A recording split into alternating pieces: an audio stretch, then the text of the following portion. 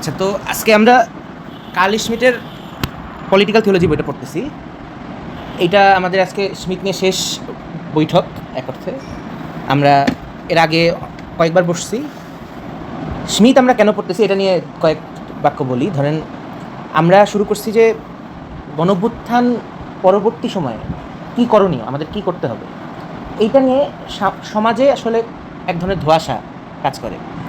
এইটার পিছিয়ে একটা কারণ হলো, ধরেন, রাষ্ট্র সম্বন্ধে আমাদের বোঝাপড়া অনেক দুর্বল।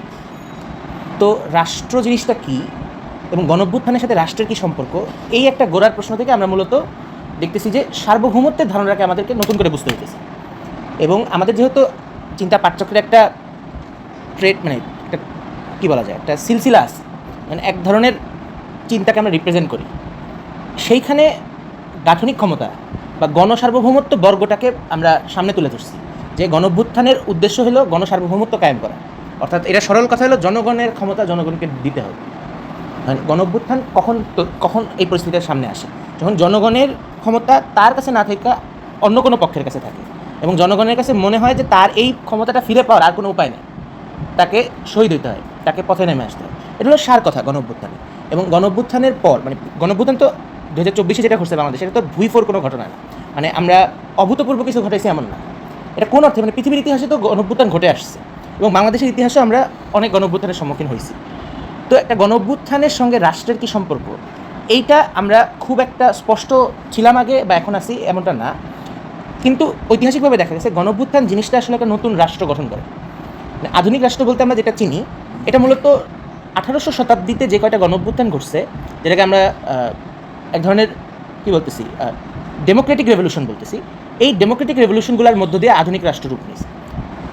তো সেই ডেমোক্রেটিক রেভলিউশনগুলোর ভিতরকার যে আকাঙ্ক্ষা, এইটাকে তারা আসলে আধুনিক রাষ্ট্রের রূপ দিছে। এই মুহূর্তে আইসেও আমরা দেখতেছি যে রাষ্ট্রের কাঠামোর ভিতর জনগণের সাথে এক ধরনের শত্রুতা থেকে গেছে।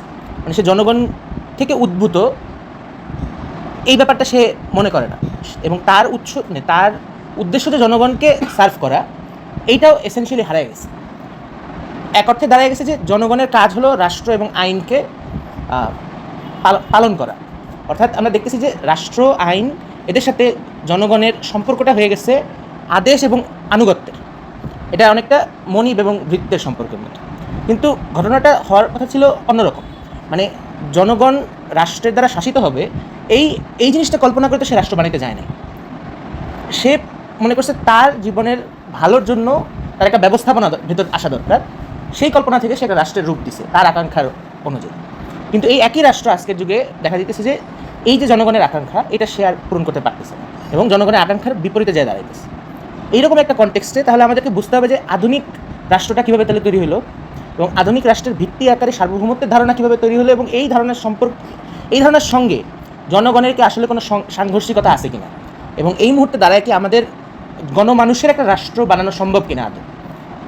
যদি না হয় তাহলে এই সার্বভৌমত্ব বা এই আধুনিক রাষ্ট্রের কাঠামোর বাইরে যে আমাদের কিছু ভাবতে হবে। তো এটা হলো একদম বেসিক আমাদের কিছু জিজ্ঞাসা। এরপর আমরা পড়লাম হলো জিন বদিনের সভরেন্টি যে তত্ত্ব আমরা দেখাইছি যে এটাই আসলে 18 শতকে যে ওয়েস্টফিলীয় চুক্তি, অর্থাৎ ইউরোপে তো তার অঙ্গরাজ্যের মধ্যে যুদ্ধ চলতেছে, ধর্মযুদ্ধ চলতেছে। একদিকে এটা একটা প্রোটেস্ট্যান্ট একটা রেভলিউশন ঘটতেছে সেখানে, এবং ধরেন গণমানুষের এক ধরনের আকাঙ্ক্ষা তৈরি হইতেছে যে রাজতন্ত্র কিংবা ওই কী বলে, এক ধরনের চার্চ প্রণোদিত যে রাষ্ট্র, এর বাইরে সে তার একটা এজেন্সি খোঁজার চেষ্টা করতেছে। তো এর মাধ্যমে সেখানে একটা লম্বা সময়ের একটা যুদ্ধের ইতিহাস আছে। সেরকম একটা কনটেক্সটে আমরা দেখলাম এই বদিনের সার্বভৌমত্বের ধারণাটা ব্যবহৃত হইল একটা আন্তর্জাতিক একটা মিটমাট হওয়ার জন্য, যে রাষ্ট্রের সাথে রাষ্ট্রের সম্পর্কটা কেমন হবে, এইটার একটা আমরা আধুনিক একটা রেকনসিলিয়েশনে পৌঁছাইলাম যে একটা রাষ্ট্রের সার্বভৌমত্ব আসলে অপর রাষ্ট্রের সার্বভৌমত্বের সীমানা। মানে আমি কখনো আপনার উপর হস্তক্ষেপ করব, এবং সেই রাজ্যের যে রাজা বা যে রাষ্ট্র, তারই একমাত্র এখতিয়ার আছে তার ভেতরে আইন প্রণয়নের এবং তার ভেতরে শাসন কার্য পরিচালনা। তো বদিনের তত্ত্ব থেকে যেহেতু এই একটা আধুনিক সার্বভৌম রাষ্ট্রের মডেলটা দাঁড়াইছে, আমরা বদিন পড়ছি এখানে প্রায় 1.5 মাস ধরে।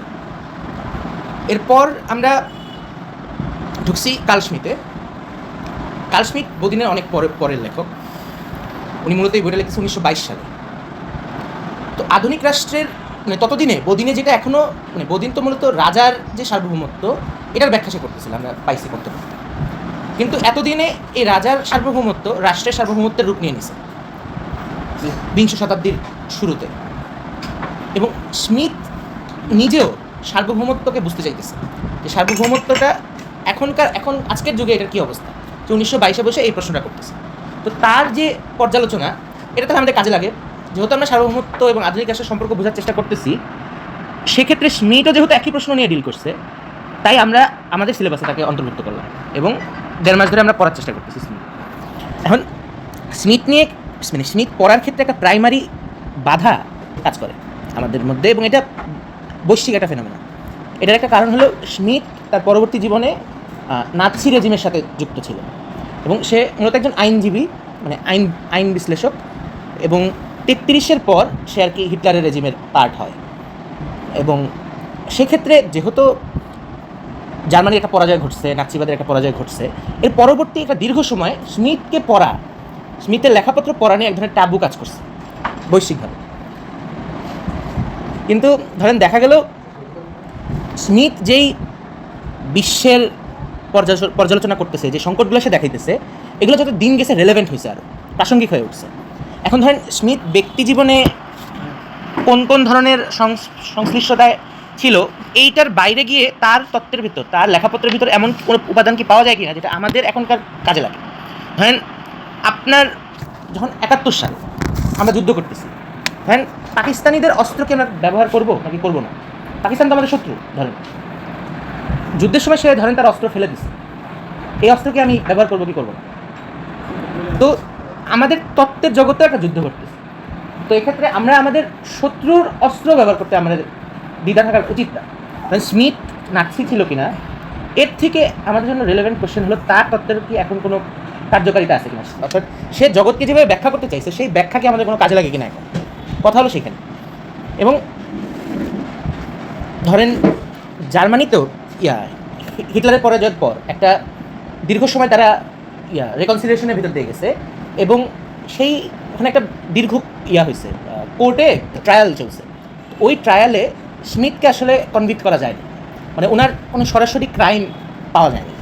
তো তা সত্ত্বেও তার তত্ত্বের এমন এমন কিছু দিক ছিল যেটার কারণে স্মিথকে গ্রহণ করাটা, ধরেন আমেরিকা যেহেতু গ্লোবাল থিওরির নেতৃত্ব দিতেছে, তার আইভি লিগের ইউনিভার্সিটির ভিতরে কোন ধরনের সিলেবাসে কী আসে, তারা কী পড়তেছে, কোন ধরনের পিএইচডি সেখানে হইতেছে, মূলত এটাই তো সারা পৃথিবীব্যাপী কোন ধরনের আইডিয়ার চর্চা হয় এটার নির্দেশ করে দেয়, এটার দিক সে দেখায় দেয়। সেই জায়গা থেকে স্মিথ নিয়ে তাদের একটা প্রথম থেকে একটা ছিল, হেজিটেন্স ছিল। কিন্তু 70-এর দশকের পর যখন ধরেন নিওলিবারাল যুগে আমরা ঢুকলাম এবং ধরেন পুঁজির একটা খুবই অন্যরকম রূপ আমরা দেখতেছি, সেই সময় স্মিথকে আবার পুনরায় পড়ার একটা ট্রেন্ড পৃথিবীব্যাপী শুরু হয়েছে। অর্থাৎ চিন্তা পাঠচক্রে আমরা শুধুমাত্র প্রথম স্মিথে হাত দিলাম গত 100 বছরে, ঘটনাটা এরকম না। 70-এর দশকের পর থেকেই স্মিথের আইডিয়াকে বিভিন্নভাবে ব্যাখ্যা করার চেষ্টা চলতেছে। এবং ধরেন আমরা যেই চিন্তার ধারাকে রিপ্রেজেন্ট করি, ধরেন এই গাঠনিক ক্ষমতা, গণসার্বভৌমত্ব, এইটার অন্যতম লেখক হলো আন্দ্রেয়াস কালিবাস। সে 90-এর দশক থেকে আর কি এই ধরনের আইডিয়া নিয়ে লিখতেছে।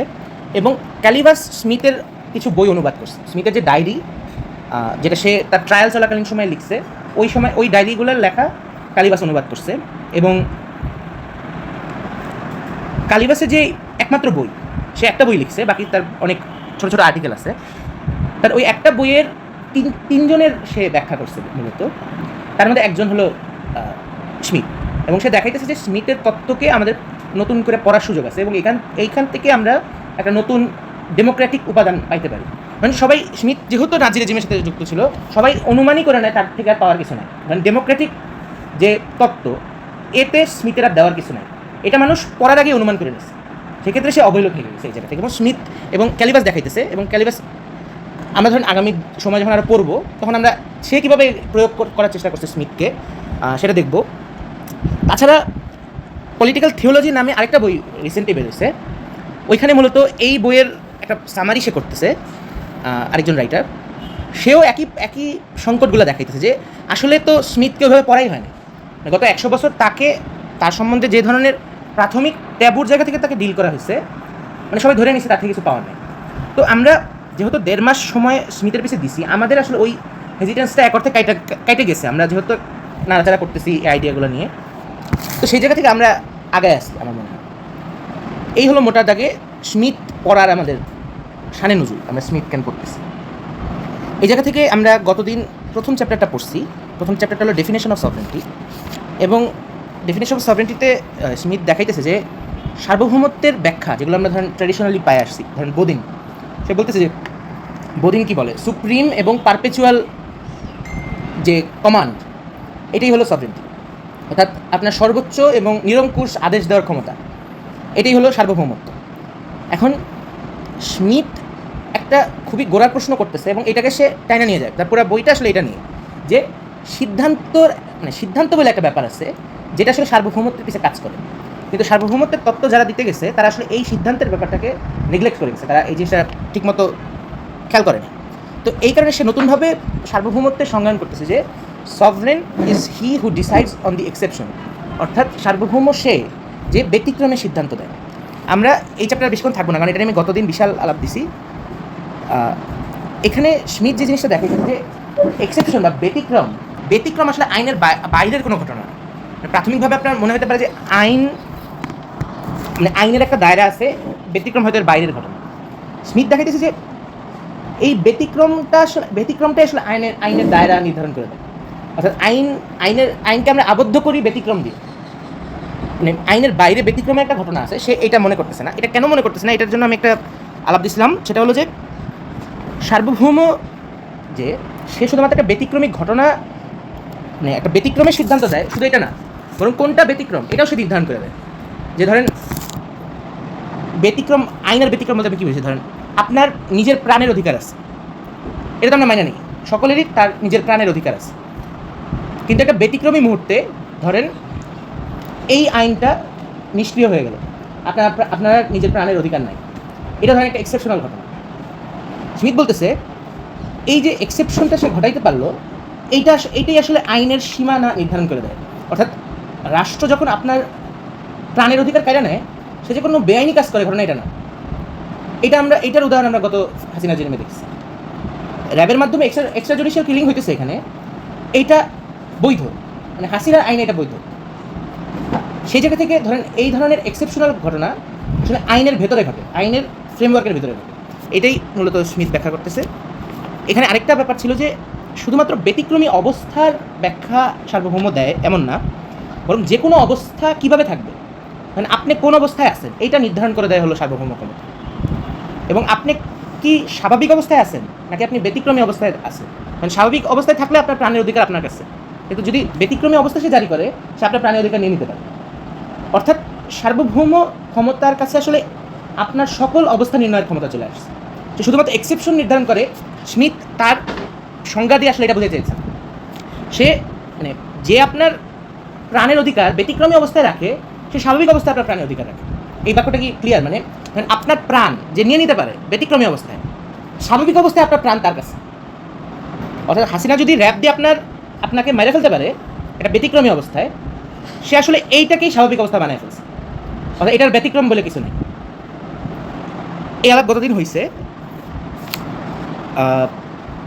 এখানে কয়েকটা আইডিয়া, এটা ধরেন আমি আগামবেন থেকে কিছুটা নিয়ে আমি স্মিথের ব্যাখ্যা করছি মূলত। এখানে স্মিথ বলতেছে যে এসেন্স অফ স্টেট সভরেন্টি, অর্থাৎ রাষ্ট্রের সার্বভৌমর যে সারমর্ম, রাষ্ট্রের সার্বভৌমত্বের যে সারমর্ম, এটা আসলে এই যে রাষ্ট্রের আপনার অবস্থা নির্ণয়ের ক্ষমতা, এইটার ভিতর চলে আসে। অর্থাৎ রাষ্ট্র সবসময় স্বাভাবিক ও অনন্ত জরুরি অবস্থার ভিতর থাকে, মানে আপনি রাষ্ট্রের সাথে আপনার সম্পর্ক, মানে আধুনিক রাষ্ট্রের সাথে আপনার সম্পর্ক অলওয়েজ আপনি এক ধরনের জরুরি অবস্থার ভিতরে আছেন, অর্থাৎ আপনার সকল অধিকার সে আগে নিয়ে রাখছে। সে আপনাকে দেখায় আপনি একটা আইনের শাসনের ভিতরে আছেন, কিন্তু সেখানে সে আসলে সবসময় একটা জরুরি অবস্থা জারি করে আছে, এবং এই জরুরি অবস্থাটা অনন্ত এবং স্বাভাবিক। মানে এটা নিয়ে সলিমুল্লাহ খান লিখছে, একটা প্রবন্ধ লিখছে স্বাভাবিক জরুরি অবস্থা নিয়ে, এবং এটা মূলত বেঞ্জামিনের একটা নোক্তা, ওয়াল্টার বেঞ্জামিন স্মিথের সমসাময়িক, এবং তিনি আসলে ব্যাখ্যা করতেছে যে মজলুমের ঐতিহ্য, মজলুম মানে ধরেন জনগণ, তার ঐতিহ্য সবসময় বলে দেয় রাষ্ট্রের সাথে সে যখন কোনো সম্বন্ধে থাকে বা রাষ্ট্রের ভিতর যখন সে থাকে, তার প্রাণের অধিকার বলে আসলে কিছু থাকে না কখনো। এবং এটা এটা আগাম নির্ধারিত, অর্থাৎ রাষ্ট্রের সাথে জনগণের বা মজলুমের সম্পর্ক অলওয়েজ একটা জরুরি মানে একটা জরুরি অবস্থা, অনন্ত জরুরি অবস্থা। এবং এই যে তার সাথে রাষ্ট্রের সম্পর্ক, এই অর্থাৎ তার জীবনের অধিকার, তার প্রাণের অধিকার যখন রাষ্ট্রের কাছে গচ্ছিত, এই অবস্থায় মজলুমের কাজ কি, এটা নিয়ে এটা নিয়ে বেঞ্জামিন আর কি বলতেছে, একটা স্বাভাবিক জরুরি অবস্থা যেটা রাষ্ট্র অলওয়েজ জারি করে রাখে, এর বিপরীতে মজলুমের দায়িত্ব হইল একটা আসল জরুরি অবস্থা জারি করা। অর্থাৎ একটা বিপ্লব বা একটা গণঅভ্যুত্থান আসলে সেই জরুরি অবস্থার মুহূর্ত যেটা রাষ্ট্রের ওই আসল রূপটা দেখায় দেয়। ধরেন রাষ্ট্র তো সবসময় একটা আইনের শাসনের ফ্রেমওয়ার্কে আপনাকে শাসন করতে চায়।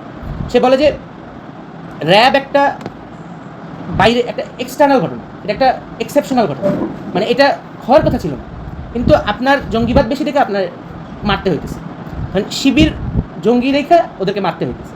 এটা হলো রাষ্ট্রের ব্যাখ্যা যখন সে এক্সট্রা জুডিশিয়াল কিলিং করতেছে। কিন্তু ধরেন একটা গণঅভ্যুত্থান যখন ঘটলো, গণঅভ্যুত্থানে এই আইনের শাসন তো আর কার্যকর না।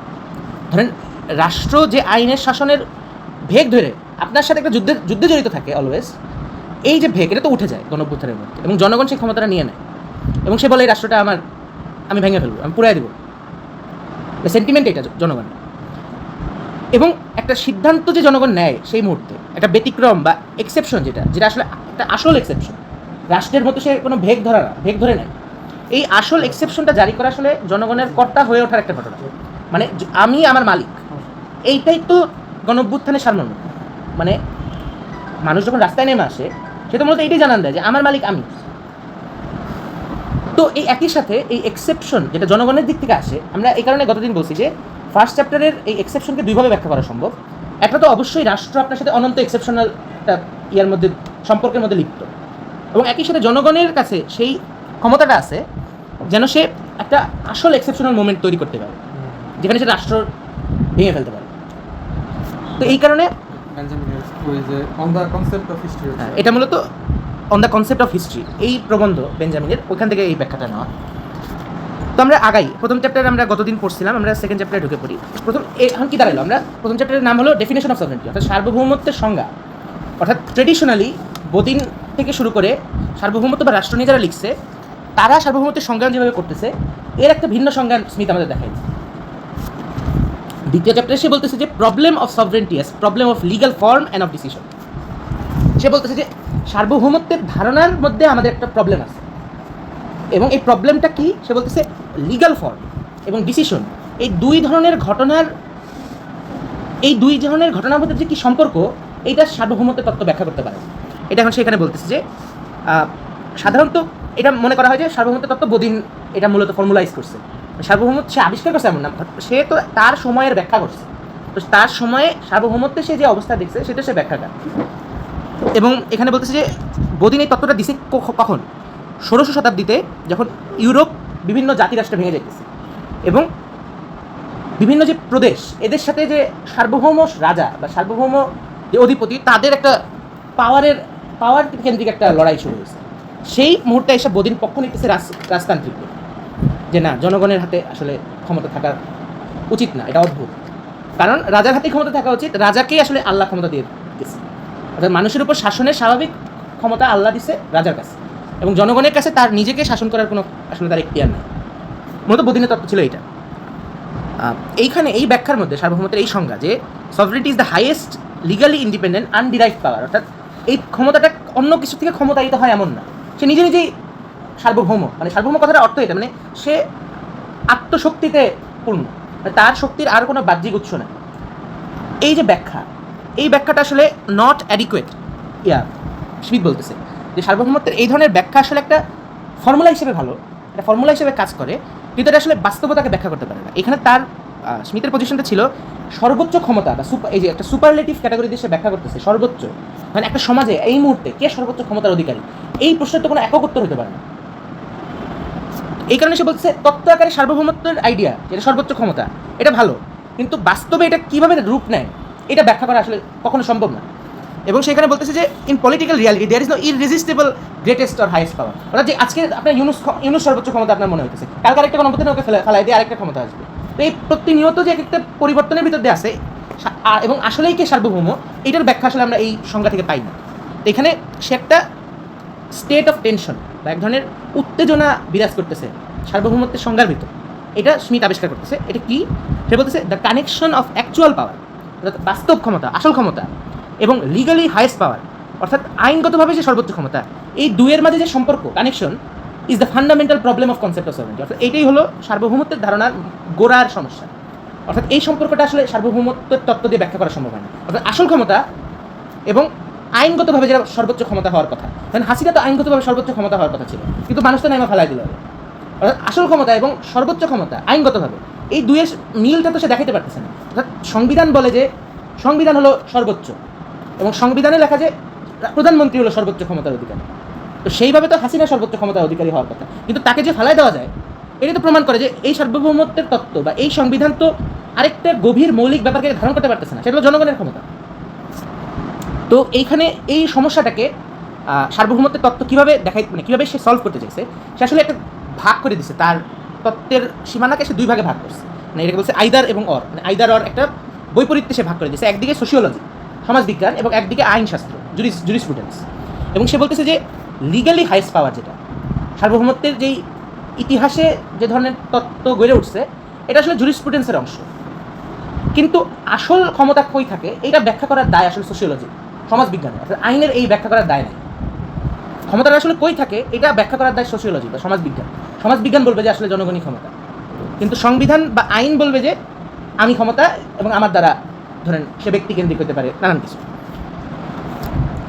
এই জায়গায় আইসা স্মিথের টার্গেট প্রতিদ্বন্দ্বী কেলসেন, সে কেলসেনকে দেখাইতেছে কেলসেন হলো এই জুরিসপ্রুডেন্স কেন্দ্রিক যে চিন্তা, এটাকে কেলসেন রিপ্রেজেন্ট করে। কোন অর্থে? সে দেখাইতেছে কেলসেনের যে পিওর থিওরি অফ ল, কেলসেনের তত্ত্বের নামটা হলো pure theory of law. Pure theory of law বলতেছে যে আইনের উৎস একমাত্র আরেকটা আইন, এবং সকল আইনের একটা আদি আইন থাকে। সেই আদি আইনটা কি এটা ব্যাখ্যা করা যায় না, এবং সেটা গুরুত্বপূর্ণ কথা না। কথা হলো আইনই আইনের উৎস, এবং আইন এক আইন থেকে পরের আইন, তার থেকে তারপরে আইন, এইভাবে একটা আইনের জগৎ তৈরি হয়। মূলত এই আইনের জগৎটাই হলো রাষ্ট্র। এখানে স্মিথ কেলসেনকে ব্যাখ্যা করতেছে এভাবে, স্মিথ দেখাইছে লিগাল অর্ডারের মানেই হলো স্টেট, এবং লিগাল অর্ডারের ভিতর যে ঐক্য প্রতিষ্ঠিত হয়, অর্থাৎ একটা আইন আরেকটা আইন, এই যে একটা জটলা পাকতেছে আইনের, এটা হলো আইনের এক ঐক্য বা আইনি ব্যবস্থার যে ঐক্য। মূলত রাষ্ট্র বলতে আসলে এইটাই, এর বাইরে আসলে রাষ্ট্রের কোনো ব্যাখ্যা নেই। জনগণ মানে যে রাষ্ট্র, এই কথাটা অর্থহীন কেলসেনের কাছে। কেলসেন যে আইনশাস্ত্রের ব্যাখ্যা দিতেছে, সেখানে রাষ্ট্রের একমাত্র সংজ্ঞাই হতে পারে একটা আইনি ব্যবস্থার ঐক্য, ইউনিটি অফ লিগাল অর্ডার। এবং পরের অংশে সে এটার ব্যাখ্যা করতেছে যে এই যে আইনি ব্যবস্থা, এটা দাঁড়াইলো কিসের উপর, এটা আসলো কোত্থেকে। এইখানে কেলসেন তার তত্ত্বের যে একটা গোড়ার দিক, সেটা হলো গ্রুন্ডনর্ম বা আদি আইন, মৌলিক আইন। এটা ইংরেজিতে এটা হতে পারে গ্রাউন্ড নর্ম বা ভিত্তি আইন। কেলসেন বলতেছে সকল আইনি ব্যবস্থার পিছে একটা বিন্দু, একটা ব্যবস্থার পিছে একটা বিন্দু কাজ করে, এই বিন্দুর নাম হলো ভিত্তি আইন, যার নিরিখে এই আইনি ব্যবস্থাটা জারি হয়েছে। এবং এর দ্বারা সেখানে কি ঘটাইতেছে দেখেন, এখানে the dualism of methods of sociology and jurisprudence ends in a monistic metaphysics, মানে এক ধরনের একাত্মবাদী পরাবিদ্যা। মানে এই একাট্টা আইন মানে একটা একাট্টা সিস্টেম, একটা আইনের একটা স্বয়ংসম্পূর্ণ জগৎ, এই অনুমানটা তো আসলে এক ধরনের পরাবিদ্যা বা মেটাফিজিক্স। অর্থাৎ আদিতে ঈশ্বরের একটা জগৎ আছে, আইনকে তো সে আসলে সেইভাবেই কল্পনা করছে, এটা একটা দিক। এখানে স্মিথ যেই প্রশ্নটা তুলতেছে যে কেলসেন আসলে তার তত্ত্বটা ব্যাখ্যা করতে পারেনি ঠিক মতো, সে আসলে চক্রাকারভাবে সংজ্ঞায়ন করে গেছে তার তত্ত্বটাকে। একদিকে সে অর্ডার কথাটা ব্যবহার করতেছে, ব্যবস্থা কথাটা ব্যবহার করতেছে, একদিকে সে সিস্টেম কথাটা ব্যবহার করতেছে, আরেকদিকে সে ঐক্য কথাটা ব্যবহার করতেছে। এই সবই একই, মানে একটা দেশে আরেকটার অর্থ দেখাইতেছে। তো এই অর্থে সে একটা চক্রাকারই করতেছে। এবং যখন প্রশ্ন করা হয় যে এই যে বেসিক অ্যাসক্রিপশন বা অ্যাসক্রিপশন কথা, এখানে অ্যাসক্রিপশন কথাটা বারবার আসছে, অ্যাসক্রাইব করা বা নির্ধারণ করে দেওয়া, আইন মানে এটা আইনের প্রতিশব্দ আকারে নেওয়া যায়। অ্যাসক্রিপশন, সিস্টেম অফ অ্যাসক্রিপশন, লিগাল অর্ডার হলো একটা সিস্টেম অফ অ্যাসক্রিপশন, যার গোড়ায় একটা বেসিক অ্যাসক্রিপশন কাজ করে। একটা গোড়ায় একটা কী বলা যায়, একটা মৌলিক নির্ধারণী একটা ঘটনা, এটার নাম হলো গ্রুন্নর্ম। এই গ্রুন্নর্মটা আসে কোত্থেকে, how can a system arise, এই প্রশ্নটা যখন কেলসেনকে করা হয়, অর্থাৎ একটা আইন থেকে একটা আইনের ব্যবস্থা কীভাবে তৈরি হয় এই জিনিসটা কেলসেন ব্যাখ্যা করতে পারে না। এটা কি আসলে কোনো ব্রুটাল সোশিও পলিটিক্যাল রিয়ালিটি থেকে আসে? মানে এখানে ব্রুটাল সোশিও পলিটিক্যাল রিয়ালিটি কী? বেসিক্যালি একটা গণঅভ্যুত্থান। ধরেন আধুনিক রাষ্ট্রের ইতিহাসে মানে আধুনিক রাষ্ট্রের উৎস আকারে আমরা যে ব্রুটাল সোশিও পলিটিক্যাল রিয়ালিটি দেখি সেটা আসলে কি? সেটা তো রেভলিউশন ছাড়া কিছু না। ডেমোক্রেটিক রেভলিউশনই তো আসলে আধুনিক রাষ্ট্র প্রতিষ্ঠা করছে, অর্থাৎ ফরাসি বিপ্লব এবং আমেরিকান বিপ্লব মূলত এটাই তো আধুনিক রাষ্ট্র বলতে আমরা এখন যা বুঝি তার ভিত্তি নির্ধারণ করে দিচ্ছে। তা আসলে সিস্টেমটা কি ওখান থেকে আসে? কেলসেন আসলে এটা উত্তর দিতে পারে না। কেলসেন বলতেছে এটা একটা প্রিসাপোজিশন, অর্থাৎ আমার যদি একটা সিস্টেম কল্পনা করে নিতে হয় আমাকে তো কোথাও না কোথাও ধরে নিতে হবে এটা শুরু হয়েছিল। এই যে আমি ধরে নিছি যে এখানে শুরু হয়েছে, এটা আসলে একটা কল্পনা, এটা একটা গল্প। ধরুন জনগণ সকল ক্ষমতার মালিক এবং এই জনগণ একটা রাষ্ট্র বানাইল এবং রাষ্ট্র একটা সংবিধানের বা একটা আইনি ব্যবস্থার ভিতর চলে। এই আইনি ব্যবস্থার পিছিয়ে যে জনগণ ছিল এটা আসলে একটা গল্প। কেলসেনের তত্ত্ব আসলে এটাই বলতেছে যে গ্রুননর্ম নিয়ে আসলে আমাদের মাথা ঘামানোর কিছু নেই, এবং সে বলতেছে এটা একটা অনুমান এবং একটা লজিক্যাল নেসেসিটি। এখানে আমি বললাম যে কেলসেন মনে করতেছে যে তার তত্ত্ব তো মূলত পিওর থিওরি অফ ল, এবং এটাকে সে পিওর কেন বলতেছে? সে বলতেছে যে মানে আইনের উৎস, এই অর্থে আইনের আর কিছুর বরাত লাগে না, এই অর্থে আইন পিওর, বিশুদ্ধ, এবং এই বিশুদ্ধ আইনের একটা কাঠামো দাঁড় করানো সম্ভব, এবং এই কাঠামোটাই আসলে রাষ্ট্র। এখন এই কাঠামোটা আসলো কোত্থেকে? এই প্রশ্ন যখন কেলসেনকে করা হয়, কেলসেন বলে যে এটা আসলে আসছে একটা আদি বা একটা ভিত্তি আইন প্রতিষ্ঠিত হয়েছিল, একটা গ্রাউন্ড নর্ম প্রতিষ্ঠিত হয়েছিল। কিন্তু এই যে গ্রাউন্ড নর্ম প্রতিষ্ঠিত হয়েছে এইটা নিয়ে কেলসেন আর সময় ব্যয় করে না, এটা তার মাথা ব্যথার জিনিস না। সে বলছে এটা একটা গল্প, ফিকশন বা একটা আন্দাজ। ধরেন কোথাও না কোথাও তো শুরু হইতে হইতো, ওইটা একটা শুরু হয়েছিল কিছু। কিন্তু স্মিথ কেন এইটা দেখানো তার কাছে গুরুত্বপূর্ণ? সে আসলে বলতে চাইতেছে রাষ্ট্রের শুরুতে একটা ডিসিশন নেওয়া হয়েছিল, বা এই যে গ্রাউন্ড নর্মটা এস্টাবলিশ হতেছে এটাও জনগণের একটা সিদ্ধান্ত, তার যে আকাঙ্ক্ষা এর একটা সিদ্ধান্তের ফলেই রাষ্ট্রের রূপটা দাঁড়াইছিল। এবং এই যে আদি একটা ডিসিশন গ্রাউন্ড নর্ম আকারে নেওয়া হয়েছে, কেলসেনের ফর্মালিস্টিক বা র্যাশনালিস্টিক ধারণা, অর্থাৎ আইন মানে একটা সুসংবদ্ধ স্বয়ংসম্পূর্ণ কাঠামো, এই তত্ত্ব আসলে এই যে ডিসিশনের ব্যাপারটা এটা ব্যাখ্যা করতে পারে। এই আলাপটা পরের অংশে আসবে, এখানে সে ফর্ম এবং ডিসিশনের পার্থক্যটা দেখাবে। এখানে ফর্ম আর ডিসিশনের পার্থক্য, অর্থাৎ কেলসেনের কাছে সব কিছু একাকার হয়ে গেছে। ধরেন একটা বিন্দু, অঙ্কের যদি আমরা দেখি একটা বিন্দু, সেটা বিন্দুটা কি? এটা বেসিক নয়, একটা আইন। কোনো এককালে জনগণ বলছিল আমি সার্বভৌম, আমি রাষ্ট্র বানাবো, ওই একটা বিন্দু। এইখান থেকে একটা বই হয়েছে সংবিধান, আইনের একটা ব্যবস্থা, এক আইন থেকে তারপরে আইন, তারপরে না, এই আইনি একটা ব্যবস্থা, অর্থাৎ একটা সিস্টেম তৈরি হয়েছে লিগাল অর্ডার নামে, এবং একটা সংবিধান তৈরি হয়েছে, এবং এই সব কিছুর নামই রাষ্ট্র। অর্থাৎ একটা বিন্দু, একটা ব্যবস্থা, একটা প্রক্রিয়া, একটা এই সব কিছুকে কেলসেন একাকার করে ফেলছে। কিন্তু একটা থেকে আরেকটা যে ট্রানজিশন, এটা সে ব্যাখ্যা করতে পারে না। পরের অংশে এই যে সে ব্যাখ্যা করতে পারে নাই, এটাতে ঘটনা ঘটছে কি? এখানে স্মিথ অনেক গুরুত্বপূর্ণ একটা রিমার্ক করতেছে যে এই যে ঘটনাটা কেলসেন ঘটাইলো এর ফলে তার তত্ত্ব একটা অবজেক্টিভিটি পাইছে, কিন্তু তার তত্ত্ব পজিটিভিটি পায়নি। এই কথার অর্থ কি? অবজেক্টিভিটি কথাটার অর্থ হলো এক আইন থেকে যে আরেক আইন আসে, এটা একটা নৈর্ব্যক্তিক ঘটনা, মানে আইনের আর বাইরের কারো রেফারেন্স লাগে না, আইনের ভিতরেই সে রেফারেন্স খুঁজে পাওয়া যায়। এটা হলো অবজেক্টিভিটি, নৈর্ব্যক্তিকতা। মানে আমরা আইন সম্বন্ধে এই ধরনের ধারণায় আমরা মনে করি যে আইন হলো নৈর্ব্যক্তিক, কিন্তু এখানে আরেকটা ঘটনা কেলসেন বাদ দিয়ে ফেলছে, সেটা হলো পজিটিভিটি। পজিটিভিটি কথাটার অর্থ শুধুমাত্র পজিটিভ ওই অর্থে না, পজিটিভ মানে মানব সৃষ্ট, অর্থাৎ মানুষ যে আইনের উৎস, এই কথাটা কেলসেন ব্যাখ্যা করতে পারেনি। যদিও সে গ্রুননর্মের কথা বলে রাখছে, তার কাছে গ্রুননর্মটা গল্পের বাইরে কিছু না। এই অর্থে স্মিথ বলতেছে যে কেলসেন তার আইনের পিওর থিওরির ভিতরে একটা অবজেক্টিভিটি ঠিকই আনতে পারছে, কিন্তু যেহেতু সে গ্রুননর্ম ব্যাখ্যা করতে পারে না এবং কীভাবে একটা সিস্টেম তৈরি হয় একটা বিন্দু থেকে, এটা যেহেতু সে ব্যাখ্যা করতে পারে না, সে আসলে আইনের উৎস যে আসলে মানুষ, এই কথাটা সে হারায় ফেলে। এবং স্মিথও এটাই মনে করা দিচ্ছে যে আইনের উৎসটা আসলে একটা মানুষই নির্ধারণ করছে যে আমরা এখন একটা রাষ্ট্র করব, এবং মানুষই সেই ডিসিশনটা নিচ্ছে। এই কারণে ডিসিশনকে একটা হিউম্যান ক্যাটাগরি আকারে দেখানো স্মিথের কাছে গুরুত্বপূর্ণ। অর্থাৎ সিদ্ধান্ত নেওয়া, জনগণ সিদ্ধান্ত নেয় তার রাষ্ট্র কেমন হবে, এটা সে নির্ধারণ করতে পারে।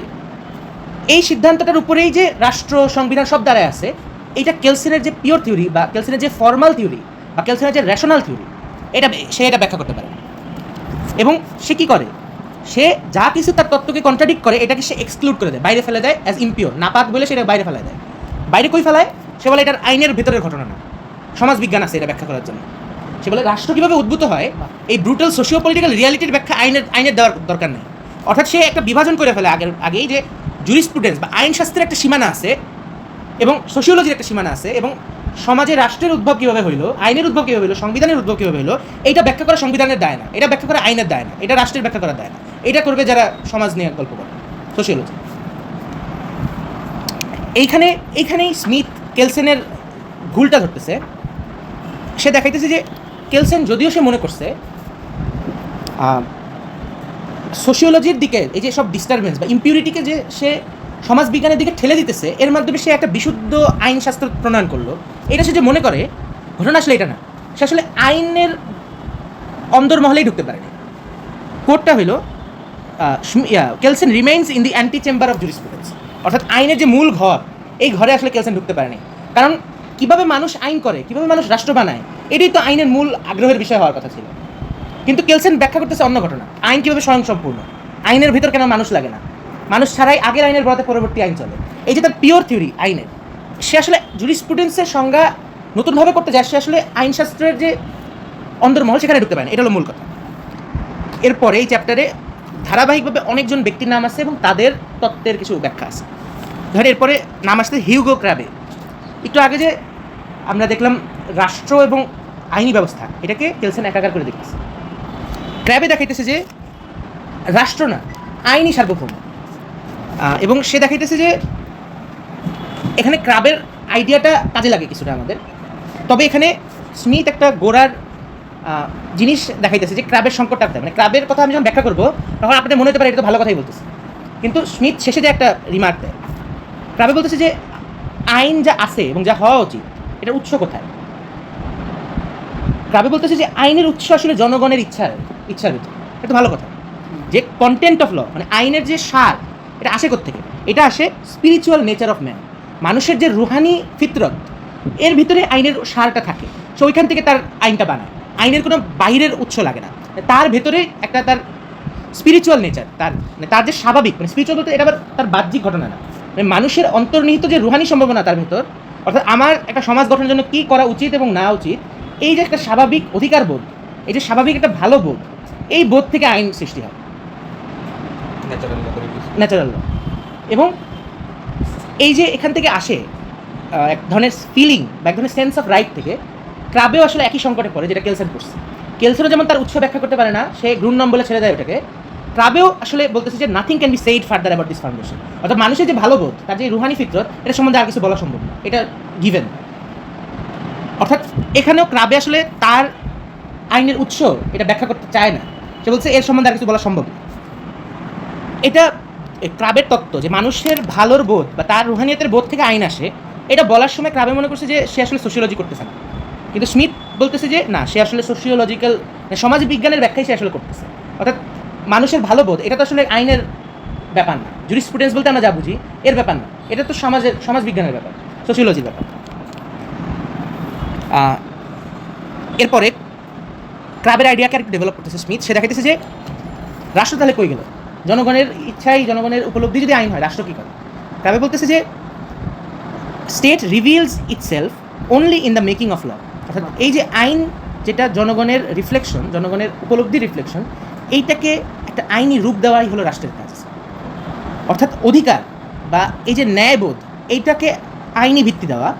The only task of the state is to make law that is to establish legal value of interest, অর্থাৎ আপনার যে অধিকার, একে লিগাল ভ্যালু বা একে আইনি মূল্য, এর আইনি মূল্য প্রদান করাটাই রাষ্ট্রের কাজ।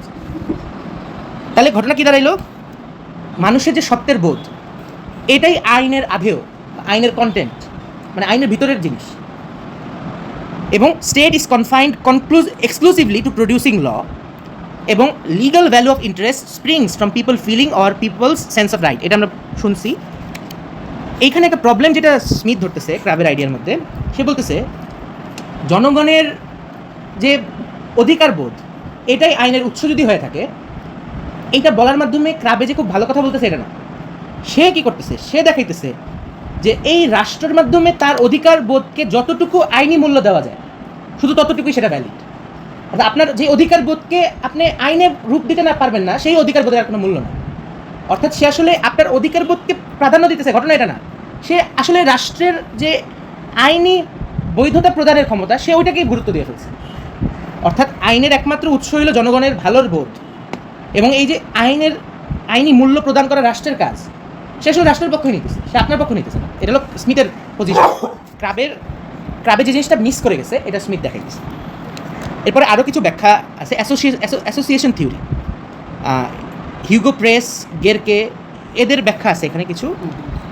এখানে বেসিক্যালি বলতেছে যে জনগণের জীবন থেকে আইন আসে, এটা হলো অ্যাসোসিয়েশন থিওরি। এবং অ্যাসোসিয়েশন থিওরি আমার প্রাথমিকভাবে আমি এটা নিয়ে ডিপ করি নাই, প্রাথমিকভাবে আমার যেটা লাগছে এটা অনেক কাছাকাছি গণসার্বভৌমত্ব বা মানে গণসার্বভৌমত্ব বা রাজনৈতিক ক্ষমতার অনেক কাছাকাছি। আমরা এই প্যাসেজটা পড়লে এটা আরও ডিপলি দেখব। গেরকে কি বলতেছে যে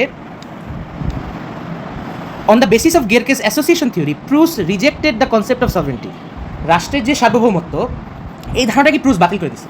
কেন বাতিল করছে? সে দেখাইতেছে যে এটা আসলে একটা কর্তৃত্ববাদী রাষ্ট্রের একটা চিহ্ন, এবং দেখাইতেছে কীভাবে জনগোষ্ঠী বা সমাজ নিজেদের মধ্যে সমিতি বা অ্যাসোসিয়েশন গড়ার মাধ্যমে বা নিজেদের ভিতর অ্যাসোসিয়েশন বলতে শুধুমাত্র যে সমিতি এটা না, মানে অ্যাসোসিয়েট করা, সংস্পর্শতা, মানে আপনার সাথে আমি অ্যাসোসিয়েটেড হই, আপনার সংস্পর্শে আমি আসি।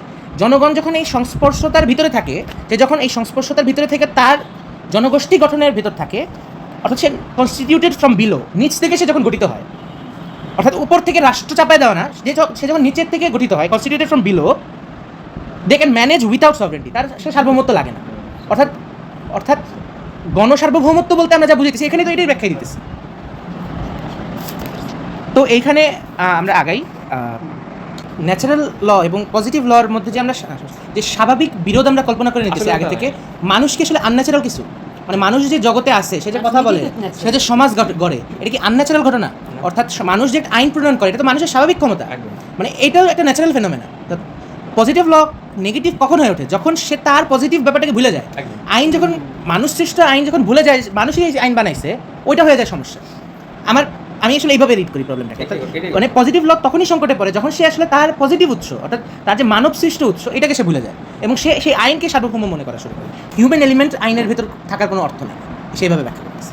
এবং পিওর কথাটা সে ব্যবহার করছে এই কারণে, মানে এখানে মানুষের হস্তক্ষেপ লাগে না, পিওর, এটা একটা পিওর ঘটনা। অর্থাৎ এই যে মানুষের হস্তক্ষেপ ছাড়া এটা যে নিজে পরিচালিত হইতেছে, স্মিথের সমালোচনার জায়গাটা আসলে ওইখানে। এবং এই কারণে আমি আগে ব্যাখ্যা করলাম যে ডিসিশনের ভিতরে সে কেন একটা হিউম্যান এলিমেন্ট খুঁজে পাচ্ছে, যদিও ডিসিশন ব্যাপারটা খুবই কাছাকাছি ডিক্টেটরশিপের।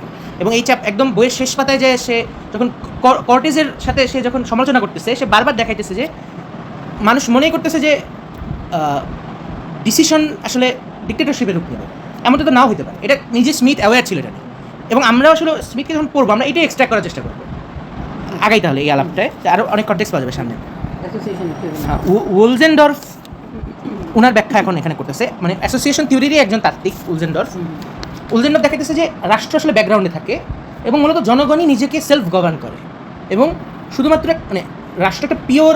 এই যে দেখেন, আবার জনগণ যখন কাজ করে এটা পিওর না, জনগণের বাইরে যখন একটা স্বয়ংসম্পূর্ণভাবে যখন জিনিস কাজ করে তখন এটা পিওর আইডিয়াল। এই কারণে উলজেনডর্ফ তার রাষ্ট্রের তত্ত্বকে পিওর থিওরি বলতেছে, যে পিওর থিওরি অফ একটা state which belongs to formation of law, এবং রাষ্ট্রের কাজ হলো এই আইনকে প্রিজার্ভ করা গার্ডিয়ান আকারে, as an ultimate guarantor, ultimate guardian.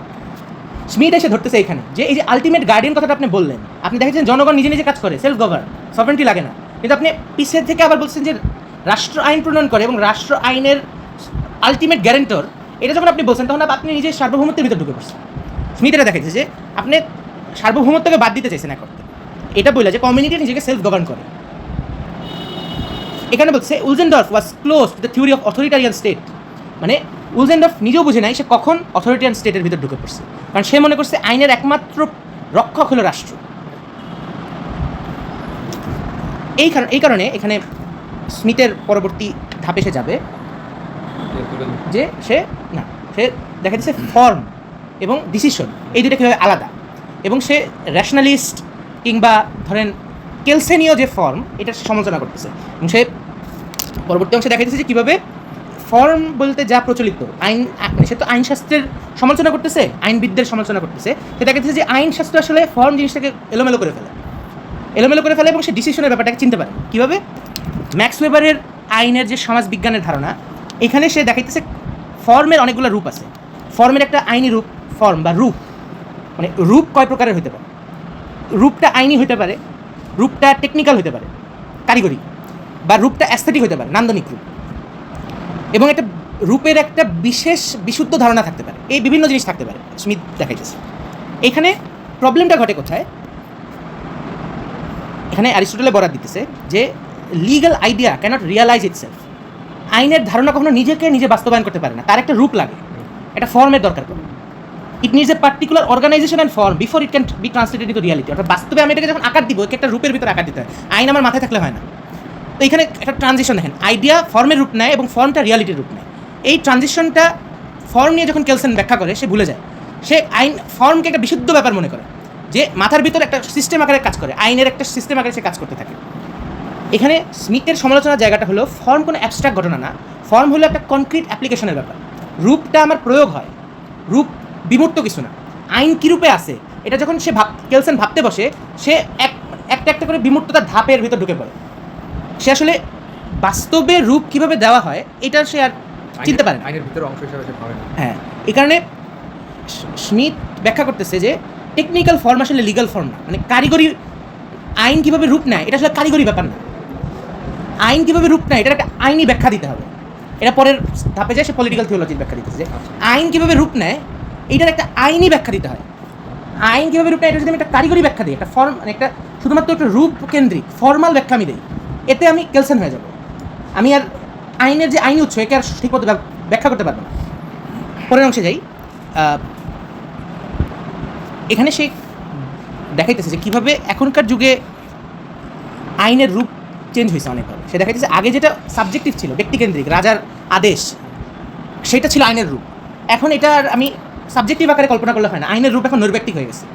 এটা এখন কালেকটিভের ভিতর দিয়ে এটা প্রকাশিত হয়, একটা সিস্টেমের ভিতর আইনের রূপ প্রকাশিত হয়। অর্থাৎ উকিল মক্তবের একটা সংঘ আছে যারা আসলে এই আইনের কারিগরি ব্যাপারটা দেখে, একজন ব্যক্তির আর এই সিদ্ধান্ত দিতে হয় না। এবং অনেক তাত্ত্বিক ব্যক্তিগত, তারা যেহেতু দেখতেছে রাষ্ট্রের ব্যক্তিগত ব্যাপার নাই, সব কালেক্টিভ হয়ে গেছে, এবং তারা দেখতেছে যে ডিসিশনের ব্যাপার বা সিদ্ধান্তের ব্যাপারটা আসলে আগে রাজার থেকে আসতো, যে আসলে একটা ব্যক্তি, অর্থাৎ পার্সোনাল এলিমেন্টকে যখন রাষ্ট্রের তত্ত্ব থেকে সরানোর চেষ্টা করা হয়েছে, তারা একই সাথে সিদ্ধান্তের ব্যাপারটাকে রাষ্ট্রের ভিতর থেকে সরাই ফেলছে। মূলত এটাই হলো সমালোচনার জায়গা স্মিথের, যে the personal and the command elements belong together. যেহেতু ওরা একসাথে ছিল, আধুনিক রাষ্ট্রতত্ত্ব যখন ইম্পার্সোনাল হইতে গেছে, সে আসলে এই কমান্ডের এই গুরুত্বটা সে আর টের পায় নাই। এখানে একটা সেকশন আমি দেখাই, এই পার্টটা খুবই কাজে লাগবে আমাদের। আমরা যেহেতু স্মিথকে অন্যভাবে রিড করার চেষ্টা করছি, তাহলে স্মিথ কী বলছে এই নিয়ে তো আমাদের মোহ নাই কোনো। আমরা স্মিথকে কেমনে আমাদের তত্ত্বে ব্যবহার করে ফেলতে পারবো, এই আমাদের একটা চোরাই একটা আগ্রহ আমাদের। এইখানে স্মিথ আগেও কেলসেনের সমালোচনা করছে, কেলসেন যে কিনা বলতেছে আইন থেকে আইন আসে এবং একটা আদি আইন আছে, এবং এই আদি আইনটা আসলে গল্প, এটা ব্যাখ্যা করা লাগে না। এটা করার মাধ্যমে সে আসলে আইনের উৎস যে আসলে মানুষ, এই সত্যটা অ্যাভয়েড করে গেছে। এই ব্যাপারটাকে এখন সামারাইজ করতে পারছি যে মানে গল্প বলতে ন্যাচারাল লগুলো ওপেন হচ্ছে তোমার থিওলজি বেস করে, মানে যে গল্প বলতে আমি ফিকশন বুঝেছি না। এইখানে সে মানে গল্পের কথা বলছে, কিন্তু আমার ধারণা এটা সে কেলসন যখন ব্যাখ্যাগুলো করছে, যে ধরো কেলসেন না ফিকশন ওয়ার্ডটা ইউজ করছে। ফিকশন মানে হচ্ছে আমার ধারণা থিওলজি, হ্যাঁ, থিওলজির জায়গা থেকে আমরা যখন আমি বলি যে এটা করলে গুনাহ হবে বা অর্থাৎ যেহেতু সে একটা সায়েন্স, সে মনে করছে এক ধরনের নরমেটিভ সায়েন্সের চর্চা করতেছে, এখানে আসলে থিওলজি কোনো জায়গা হচ্ছে না। ও হচ্ছে ন্যাচারাল লয়ের উৎস হিসাবে থিওলজিকে দেখাচ্ছে, আর পজিটিভ ল যেটা নিয়ে ওয়ালা করতেছে এর উৎস হিসাবে ন্যাচারাল লকে দেখাচ্ছে। এখন মানে স্মিথের এখানে পর্যালোচনাটা হচ্ছে যে থিওলজিকে যে এটা কারণ আকারে দেখানো হচ্ছে ন্যাচারাল লয়ে, এইটা আসলে ঠিক না। কারণ থিওলজিটা তো তৈরি হচ্ছে এবং অ্যাকসেপ্টেড হচ্ছে সোসাইটিতে, মানে থিওলজি ইটসেলফ সোসাইটি বহির্ভূত, মানুষ বহির্ভূত। মানে ও নিজেকে দৈব বলে, কিন্তু ও তো চর্চিত হয় সমাজে। ওইটাই ইন্টারেস্টিং। এখানে অ্যাসক্রিপশন কথাটা বারবার আসছে। আমি আগেও বলছি যে অ্যাসক্রিপশন কথাটার অর্থ কী, অ্যাসক্রাইব করা বা নির্ধারণ করে দেওয়া। ল আর অ্যাসক্রিপশন একই কথা। এখানে বলতেছে ascription is not achieved with the aid of norm. প্রথম চ্যাপ্টারে সে যে বলছে ডিসিশন আসলে নর্মের ব্যাখ্যা করতে পারে না, এখানে সে বলতেছে যে অ্যাসক্রিপশন বা আইন কীভাবে আসে এটার ব্যাখ্যাও নর্ম বা নিয়ম দিয়ে আইন কীভাবে আসে এটা আমি ব্যাখ্যা করতে পারি না। Ascription cannot be explained by norm. সে বলতেছে যে নিয়মের মাধ্যমে আইন আসে, ঘটনা এটা না, it happens the other way around. A point of ascription, একটা বিন্দু, একটা আইনের বিন্দু first determines what a norm is, সে নির্ধারণ করে নিয়ম কাকে বলে, and what normative rightness is, অর্থাৎ ওই নিয়মের ভিতর কি সঠিক এবং বেঠিক এইটাও ওই যে আদি আইন সে নির্ধারণ করে ফেলছে। পরের বাক্য বলছে a point of ascription cannot be derive from a norm only a quality of content, অর্থাৎ এটা আসলে কীভাবে আপনি পড়বেন, আমি এটাকে অন্যভাবে পড়ছি, এখানে যেভাবে লেখছে পড়িনি, পড়ছি কীভাবে, ধরেন আপনি গণ-অভ্যুত্থানের সাথে এটাকে মিলান। গণ-অভ্যুত্থানে তো জনগণ একটা রায় দিছে, সে রায়টা কি, আমার মালিক আমাকে আমি শাসন করব। এখানে কথাটা হলো এ পয়েন্ট অফ অ্যাসক্রিপশন, এই যে অ্যাসক্রিপশনের পয়েন্টটা নির্ধারণ হলো জনগণের আকাঙ্ক্ষা যে সে সার্বভৌম, একমাত্র সার্বভৌম ক্ষমতা জনগণ। এই point of ascription first determines what a norm is, সে নির্ণয় করে নিয়ম কি, অর্থাৎ তারই সিদ্ধান্তর নিরিখে যে রাষ্ট্রটা হয় ওই রাষ্ট্রে জনগণই সার্বভৌম, এটাই নিয়ম হিসেবে প্রতিষ্ঠিত হয়। অ্যান্ড হোয়াট নর্মেটিভ রাইটনেস, এবং কি ঠিক এবং বেঠিক এইটা এই জনগণের এই আদি ঘোষণা থেকে নির্ধারিত হয়।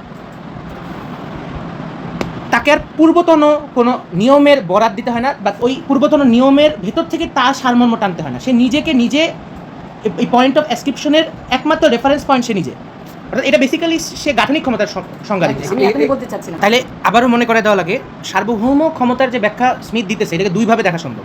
একটা তো আধুনিক রাষ্ট্রের যে বল প্রয়োগ, তার যে অনন্ত জনগণের বিরুদ্ধে তার যে অনন্ত জরুরি অবস্থা যে জারি করে রাখে, সে আইনি ব্যবস্থা টিকায় রাখে ঠিকই, সে বলে আইনের শাসনের কথা, কিন্তু সে ঠিকই আপনাকে এক্সেপশনালি বিচার বহির্ভূত হত্যা সে করতে পারে, এইটা একটা দিক। আবার একই সাথে জনগণ যখন গণ-অভ্যুত্থানের মুহূর্তে উঠে দাঁড়ায়, সে যখন নিজে ঘোষণা দেয় সে তার নিজের মালিক, এইটাও একটা এক্সেপশনাল ঘটনা, এইটা বারবার মনে করে দেওয়া গুরুত্বপূর্ণ। পরবর্তী চ্যাপ্টারে আমরা এই পার্টটা নিয়ে পিপলের অনেক ইন্টারেস্টিং ব্যাখ্যা স্মিথ নিজে করতেছে, এবং আমি খুবই অবাক হয়েছি, কারণ এটা তো সাধারণত মাথায় আসে না। স্মিথ নিজে কনস্টিটিউয়েন্ট পাওয়ারের ব্যাখ্যা দিতেছে, মূল চ্যাপ্টার এই বইয়ের পলিটিক্যাল থিওলজি। এখানে আমরা যদি দ্রুত কিছু সংজ্ঞায়ন করে ফেলতে পারি খুবই কাজে লাগে।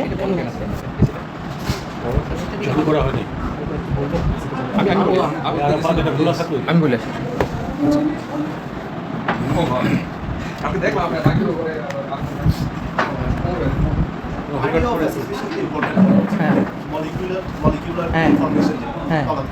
হ্যাঁ, এটাই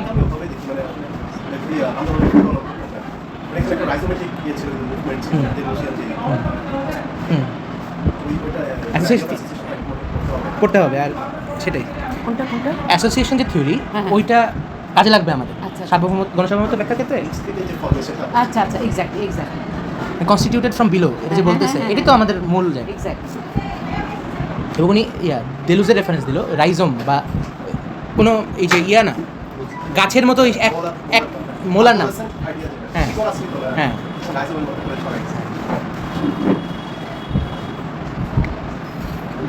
ওকে তাহলে শুরু করি থার্ড চ্যাপ্টারে প্রথমেই যে বিধ্বংসী বাক্য, সবাই এই বাক্যর উদ্ধৃতি করেই শেষ দিয়ে দেয়, আমরা আরও ডিপে ঢুকবো। বাক্যটা হলো all significant concepts of modern theory of state আর সেকুলারাইজড থিওলজিক্যাল কনসেপ্টস, অর্থাৎ আধুনিক রাষ্ট্রতত্ত্বের যে সকল জরুরি বর্গগুলা, এগুলো আসলে ধর্মতাত্ত্বিক বর্গেরই একটা সেকুলারিত রূপ। অর্থাৎ ধর্মতত্ত্বের জগতে যে বর্গগুলো প্রয়োগ হইতো আধুনিক রাষ্ট্রের ভিতরে আসলে ওই বর্গগুলোই প্রয়োগ হয়, কিন্তু এখানে একটা সেকুলারায়ন ঘটে গেছে। এটা বলা কেন জরুরি, এই ঘোষণাটা দেওয়া স্মিথের জন্য কেন জরুরি, এটা একটু ভালো মতো ব্যাখ্যা করবা যে সেকুলারাইজেশন যে হয়েছে এটা বলতে শিখি বুঝাইছে। মানে সেকুলারাইজেশন বলতে ধরেন আমরা যেভাবে ব্যাখ্যা করি সেকুলার জগৎ বা সেকুলার বলতে মানুষ কী বোঝায়, ওয়েস্টে কী বোঝায় আসছে, যে আপনার একটা ধর্মের জগৎ আছে সেটা আপনার থেকে আলাদা। ধর্মের জগৎ এবং আপনি যে জগতে আছেন, আপনার যে বাস্তব জগৎ, এই দুই জগৎ আসলে বিচ্ছিন্ন, এবং ধর্মের জগতে ধর্ম হয় আবার বাস্তব জগতে বাস্তব হয়, এই দুইয়ের মধ্যে কোনো মিশ্রণ করতে পারে না। এই যে অনুমান আধুনিক রাষ্ট্রের একদম সেপারেট করে দুই জগৎকে আলাদা করে ফেলা, এই যে অনুমান, মূলত এটাকে সেকুলারাইজেশন বলে। সেকুলারাইজেশন নিজে একটা খ্রিস্টীয় তত্ত্ব। কীভাবে? আপনার একটা মানুষের জগৎ আছে এবং আপনার একটা ঈশ্বরের জগৎ আছে, এবং দুই জগৎ আলাদা, এবং আপনাকে দিন শেষে ঈশ্বরের জগতে ফেরত যাবেন আপনি, এই যে অনুমান, এই যে কল্পনা, এটা তো ইহুদি খ্রিস্ট ধর্মের ভেতর। অর্থাৎ আপনার কিংডম অফ ম্যান আছে, বা আপনার কিংডম অফ গড বা কিংডম অফ লর্ড, এবং আপনি কিংডম অফ ম্যান যেখানে আপনি আদি পাপী, আপনার স্যালভেশন দরকার, এবং স্যালভেশনের মাধ্যমে আপনি কিংডম অফ গডে চলে যাবেন। এই যে জগৎকে এইভাবে দেখার যে খ্রিস্টীয় দৃষ্টিভঙ্গি, আধুনিক ইউরোপ তো আসলে এই খ্রিস্টীয় দৃষ্টিভঙ্গিটাকে আধুনিক রাষ্ট্রের রূপ দিছে। রাষ্ট্রের নিজস্ব একটা দুনিয়াবী ধর্ম থাকবে, যেখানে সে তার আর বাইরের ধর্মের বরাত লাগে না। এই যে তার ব্যাখ্যা, এই ব্যাখ্যাটা তো একটা খ্রিস্টীয় ব্যাখ্যা, অর্থাৎ আপনার ধর্মের জগৎ এবং আপনার রাজনীতির জগৎ আলাদা, এই বলাটা একটা খ্রিস্টীয় কথা। এটা নিয়ে আমি লিখছি এবং আমরা আরও ব্যাখ্যা করবো এটা নিয়ে আগাই এই পয়েন্ট থেকে। এখানে ঘটলো কি তাইলে যে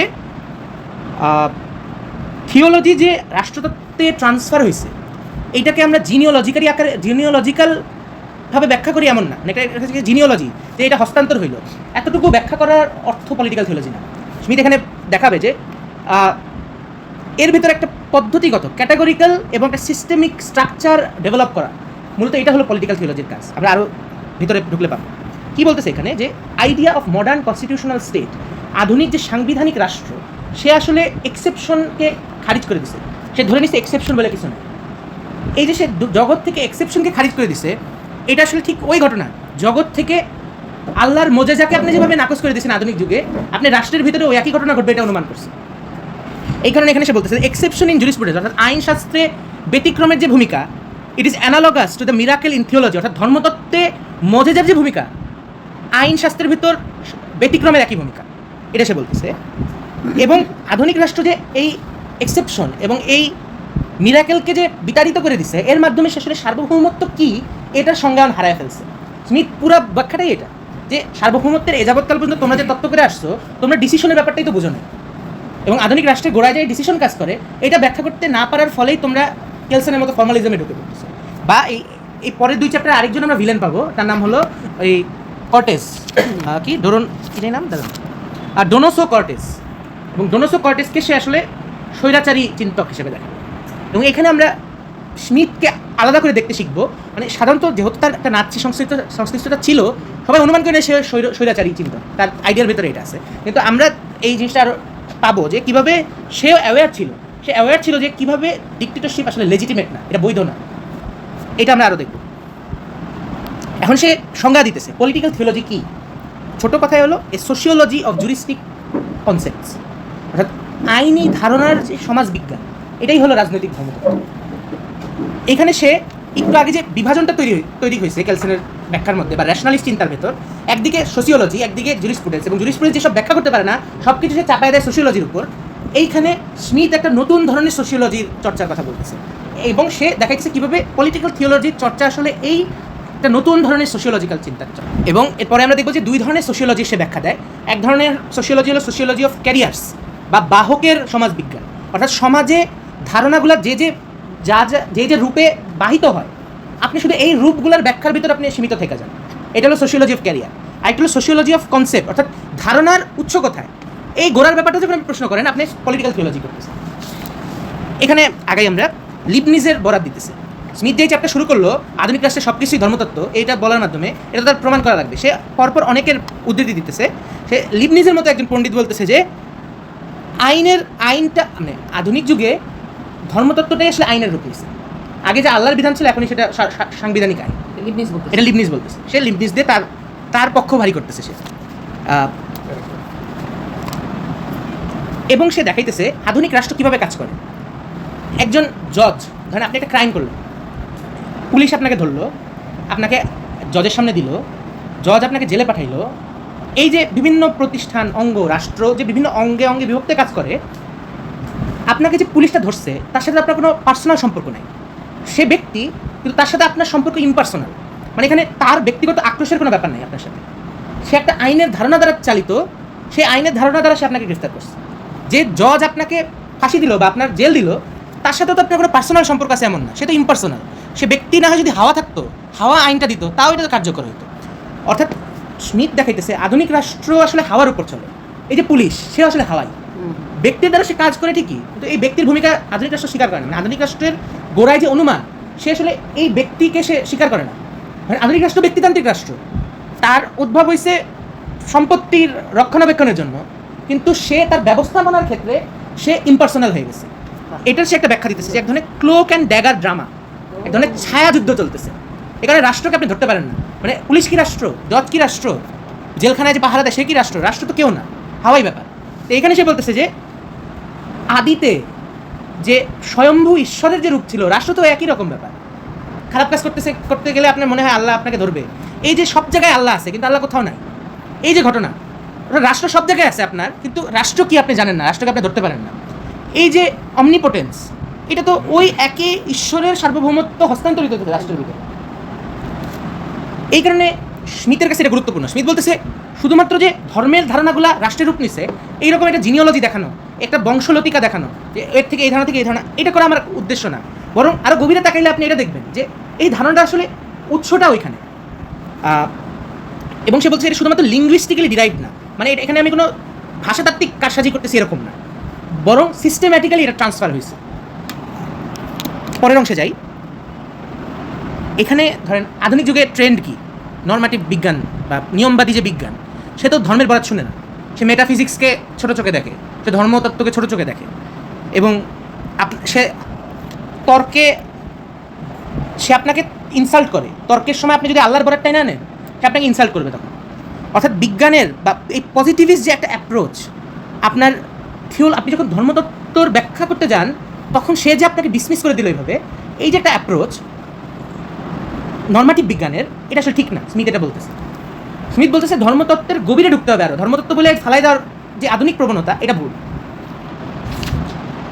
পরের অংশে সে আর অনেকজনের নাম নিতেছে, হ্যানেল, হুগো প্রেস, ওই যে অ্যাসোসিয়েশন থিওরির, মরেন ব্রেকনার, এদের উদ্ধৃতি দিতেছে, বার্নার্ড জিকের উদ্ধৃতি দিতেছে।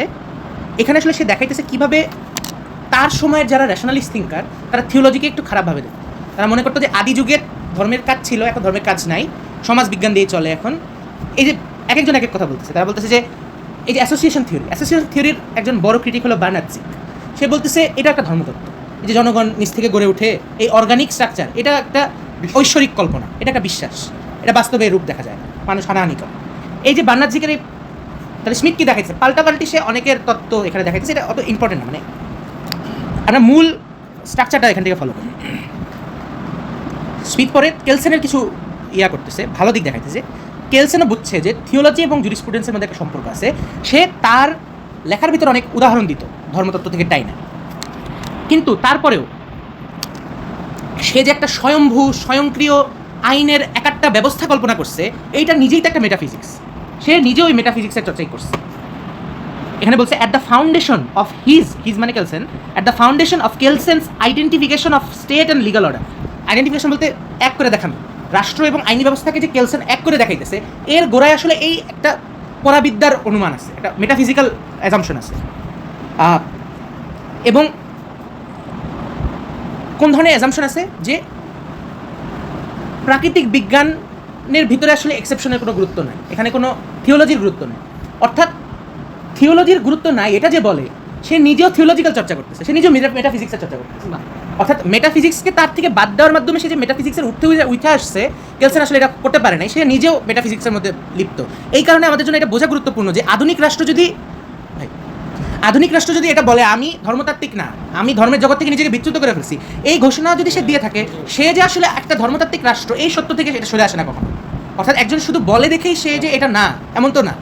তো এখানে সে কী করছে, ডেমোক্রেসি বা গণতন্ত্র, আমরা এটার সাথে আমি একটু লিঙ্ক করি আমাদের পরিস্থিতি। গণতন্ত্র বলতে আমরা কি বুঝছি? আমরা বুঝছি 5 বছর পর পর আমাদের যে কে শাসন করবে, কে লুট করবে, এটা আমরা সিলেক্ট করব, এই হলো গণতন্ত্র। অর্থাৎ নির্বাচন কেন্দ্রিক যে গণতন্ত্রের চিন্তা, মূলত এটা নিয়ে সে কথা বলতেছে। সে বলতেছে যে democracy is liberated from miracles, অর্থাৎ গণতন্ত্রকে আপনি মোজেজার থেকে আলাদা করে ফেলছেন। কিন্তু ঘটনাটা এটা ছিল না। জনগণ যখন গণ অভ্যুত্থানে উঠে দাঁড়াইছে এবং সে মরতে রাজি, সে ব্যক্তির, তার যে ব্যক্তির আকাঙ্ক্ষা, এটার বাইরে সে একটা সামষ্টিক আকাঙ্ক্ষার জন্য সে মরতেও রাজি। এই যে একটা মোজেজার ঘটনা, এটা তো জনগণ একটা মোজেজা দেখাই দিছে যে আমার পরিবার আছে, আমার সন্তান আছে, আমি কারোর তোয়াক্কা করি না, আমি মরবো যাই গুলির সামনে। অর্থাৎ সে কী করছে, তার যে ব্যক্তির আকাঙ্ক্ষা, ইচ্ছা, এটাকে সে তো অতিক্রম করে ফেলতে পারছে। এটা কি রুহানিয়াতের চেয়ে বড়, মানে ছোটো কিছু? মানে এটা তো একটা রুহানি ব্যাপার। মানে মানুষ যে নফসের বাইরে পরিচালিত হতে পারে, এটা তো সেটার উদাহরণ। তো আধুনিক কনস্টিটিউশনাল রাষ্ট্র, যার উদ্ভব ঘটছে এই রুহানি ব্যাপার থেকে, মানে গণ অভ্যুত্থান থেকে, সে অতি দ্রুত ডেমোক্রেসির থেকে এই ব্যাপারগুলোকে নাই করে ফেলছে। সে আইন কেন্দ্রিক হয়ে গেছে, সে আইনের দখল কেন্দ্রিক হয়ে গেছে। এটা স্মিথ আর কি দেখাইতেছে, আধুনিক রাষ্ট্রের রূপগুলো সে দেখাইতেছে। এরপরে কিছু পার্ট অনেক জরুরি। For the sociology of the concept of sovereignty, অর্থাৎ পলিটিক্যাল থিওলজি মানে কি। এই বইয়ে তো পলিটিক্যাল থিওলজি নামে সে মূলত sociology of concept of sovereignty এটা প্র্যাকটিস করতে। অর্থাৎ সার্বভৌমত্বের ধারণার যে সমাজ বিজ্ঞান, অর্থাৎ সমাজে সার্বভৌমত্বের ধারণাটা আসলো কীভাবে, এইটা দেখায় দেওয়া হলো রাজনৈতিক ধর্মতত্ত্বের মূল কথা। এবং সে বলছে এটা যদি আমি করতে চাই, আমাকে আইনি ধারণার যে সমাজ বিজ্ঞান, অর্থাৎ সমাজে আইনের ধারণা কীভাবে আসে এটাও বুঝতে হবে। অর্থাৎ সার্বভৌমত্বর ধারণা সমাজে কীভাবে আসে এটা বুঝতে হলে আমাকে সমাজে আইনের ধারণা কীভাবে আসে এটাও বুঝতে হবে, অর্থাৎ সোশিওলজি অফ লিগাল কনসেপ্টস। এখানে সে এক করে দেখাইতেছে, sociology of legal concept presupposes a consistent and radical ideology. অর্থাৎ সমাজে একটা আইনের ধারণা কীভাবে আসে এটা যখন আমি ব্যাখ্যা করতে যাব, আমরা দেখব যে একটা কনসিস্টেন্ট এবং একটা মৌলিক মতাদর্শ থেকে সাধারণত এইগুলো উদ্ভূত। কীভাবে? ধরেন কার্টেশিয়ান মেটাফিজিক্স, অর্থাৎ ঈশ্বর হলো গ্রেট আর্কিটেক্ট, জগতের সকল অঙ্কের মাধ্যমে সে জগৎটা নির্মাণ করছে, এবং এটা যে সৌন্দর্য এটাই প্রমাণ করে যে একজন আছে। মানে ডেকার্ট কী দেখাইছে যে বহু মানুষ, মানে ঈশ্বর যদি অনেক থাকতো তাহলে এখানে একটা বিশৃঙ্খলা ঘটে যেত। সোল আর্কিটেক্ট এটা হলো তার তত্ত্বের একটা পার্ট। অর্থাৎ একক ঈশ্বরের যে কার্টেশিয়ান মেটাফিজিক্স, এখান থেকে মূলত মোনার্কির সাথে আমরা মিলাইতে পারি এটাকে। অর্থাৎ একটা সোশিওলজি অফ লিগাল কনসেপ্টের পিছিয়ে একটা ইডিওলজি কাজ করতেছে, র্যাডিক্যাল একটা ইডিওলজি। আরও কিছু উদাহরণ, এই পরবর্তী যে কি ডোরোনো কর্টেজের যে ক্যাথলিক থিওলজির জায়গা থেকে সে যে সমালোচনা করতেছে, সে বুর্জোয়া ডিসকাশনের সমালোচনা করবে, ওটা আমরা পাবো পরের চ্যাপ্টারে। সেইখানে সে যে ডিক্টেটরশিপের প্রতি তার যে একটা মোহ জন্মাইল, যে আর কিছু সম্ভব না, যেহেতু রাজার যুগ চলে শেষ হয়ে গেছে এবং জনগণ মানে বিশৃঙ্খলা, অতএব এখানে একটা স্বৈরশাসক লাগবে সবসময়, তার সিদ্ধান্ত হলো এটা। তো এই যে ডিক্টেটোরিয়াল চিন্তার পিছিয়ে যে এক ধরনের ক্যাথলিক থিওলজি কাজ করে, অর্থাৎ আমরা দেখতেছি আধুনিক রাষ্ট্রের বিভিন্ন যে লিগাল কনসেপ্ট, এটার পিছিয়ে এক ধরনের ইডিওলজি কাজ করতেছে। এটা ব্যাখ্যা করতে চাইতেছি আমি। মানে আরও দেখেন, এনলাইটেনমেন্টের যে ডিইজম, অর্থাৎ ঈশ্বরবাদ, মানে এনলাইটেনমেন্ট কি মনে করে, সে একটা লোগোসের রূপ দেখাইছে, লোগোসই যিশু, লোগোসই ঈশ্বর, এবং ওই র্যাশনাল হয়ে ওঠা আমাদের উদ্দেশ্য, এবং র্যাশনালি ফর্ম তৈরি করা, অর্থাৎ বুদ্ধিকে রূপ দেওয়া আমাদের কাজ, বুদ্ধি ঈশ্বর। এই যে একটা বুদ্ধিবাদী র্যাশনাল এনলাইটেনমেন্টের চিন্তা, এইখান থেকে মূলত সাংবিধানিক রাষ্ট্রের জন্ম। অর্থাৎ আইন যে স্বয়ংসম্পূর্ণ, স্বয়ম্ভূ, এবং রাষ্ট্র আসলে এই আইনের একটা ব্যবস্থাকে তার দায়রা নির্ধারণ করে দেয়। এই কনস্টিটিউশনাল স্টেটের পিছিয়ে এক ধরনের এনলাইটেনমেন্টের ঈশ্বরবাদ কাজ করতেছে।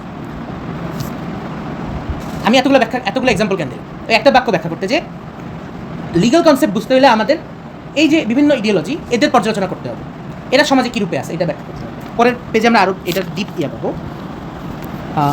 এখান থেকে আগাই, এখানে এই পার্টটাই সে আসলে সোশিওলজির পার্থক্য দাঁড় করে দিচ্ছে, দুই ধরনের সোশিওলজি। সে বলছে to trace a conceptual result back to its sociological carrier, অর্থাৎ কনস্টিটিউশনাল রাষ্ট্র, সাংবিধানিক রাষ্ট্র, এটা নিয়ে আমরা পড়বো, এটা নিয়ে আমরা জানতে চাই, এটা নিয়ে আমরা গবেষণা করবো। এইটা করতে যাই আমরা যদি উকিল এবং ধরেন আমলাদের, এটাকে একটা উকিল আমলার তত্ত্ব মনে করি, এবং আমরা উকিলের কি মনস্তত্ত্ব কাজ করে, একজন আমলার কি মনস্তত্ত্ব কাজ করে, এবং একটা উকিল কেন্দ্রিক, আমলা কেন্দ্রিক একটা রাষ্ট্র গড়ে ওঠার পিছিয়ে যে সোশিওলজিক্যাল বা যে বিহেভিয়ারাল বা যে ধরনের সাইকোলজিক্যাল ভিত্তি কাজ করে, এগুলোর ব্যাখ্যায় লিপ্ত হয়ে যাই, সেক্ষেত্রে আমরা যেটা চর্চা করতেছি সেটার নাম হলো সোশিওলজি অফ ক্যারিয়ার্স। অর্থাৎ মূল ধারণার পিছিয়ে যে সমাজ বিজ্ঞান, তার পর্যালোচনা না করে আমরা এই ধারণার বাহক বা রূপ আকারে যে বিভিন্ন কিছু সমাজে বিরাজ করে, এর ব্যাখ্যায় যখন লিপ্ত হয়ে যাই, স্মিথ এটাকে বলছে এটা আসলে সাইকোলজি। আপনি আর আইন শাস্ত্রের ব্যাখ্যা করতেছেন না, আপনি সাইকোলজির ব্যাখ্যায় চলে গেছেন। এখানে সে পরের অংশে বলছে this is a sociological problem, not a problem of sociology of concept. অর্থাৎ সোশিওলজিক্যাল প্রবলেম এবং প্রবলেম অফ সোশিওলজি এই দুটো আলাদা করে ফেলতেছে স্মিথ, এবং সে পক্ষ নিতেছে যে আমাদের ধারণাগত ইতিহাস সমাজে কীভাবে রূপ নেয়, এটার জন্য আলাদা আইনি ব্যাখ্যা দিতে হবে। আমরা এই সাইকোলজি করে আমাদের লাভ হবে না। মানে একটা কী বলে, পরিবেশগত যে মনস্তত্ত্ব, এটাকে মিলিউ সাইকোলজি বলতেছে এখানে। যে বিউরোক্র্যাটরা, আমলারা, অ্যাটর্নিরা, বিশ্ববিদ্যালয়ে যে বুদ্ধিজীবী শ্রেণী কাজ করে, শিক্ষকরা, এদেরকে যদি আমরা ব্যাখ্যা করতে ব্যস্ত হয়ে যাই, আমরা আসলে রাষ্ট্রের গভীরে ঢুকতে পারবো। পরের অংশে সে উদাহরণ দিতেছে কীভাবে বাহক, এটাই তার মূল কথা, যে এরা ক্যারিয়ার। পরের অংশে সে উদাহরণ দিতেছে, এটা উদাহরণ কী হতে পারে, হেগেল। সে বলছে হেগেল তো একটা মাস্টার, মানে সে পড়াইতো, লেকচারার, অর্থাৎ একটা ফিলোসফির লেকচারার, অর্থাৎ পেশাদার দর্শনের একজন শিক্ষক। হেগেলের তত্ত্বকে কি আমরা একটা পেশাদার দর্শনের শিক্ষকের তত্ত্ব এইভাবে বুঝতে পারবো কখনো? কিংবা কেলসেনের যে নর্মেটিভ জুরিসপ্রুডেন্স, এটাকে কি আমরা কোনো উকিল আমলার তত্ত্ব আকারে বুঝতে পারবো? যদি না বুঝতে পারি, আমাদের আরেক ধাপ গভীরে ঢুকতে হবে। মূলত এইটাই স্মিথের প্রস্তাব। সেখানে বলতেছে অল টুগেদার ডিফারেন্ট, এই সব কিছু থেকে আলাদা is the sociology of concept, অর্থাৎ ধারণা কীভাবে সমাজে বিরাজ করে, এইটার একটা ভিন্ন ব্যাখ্যা আমাদের দরকার।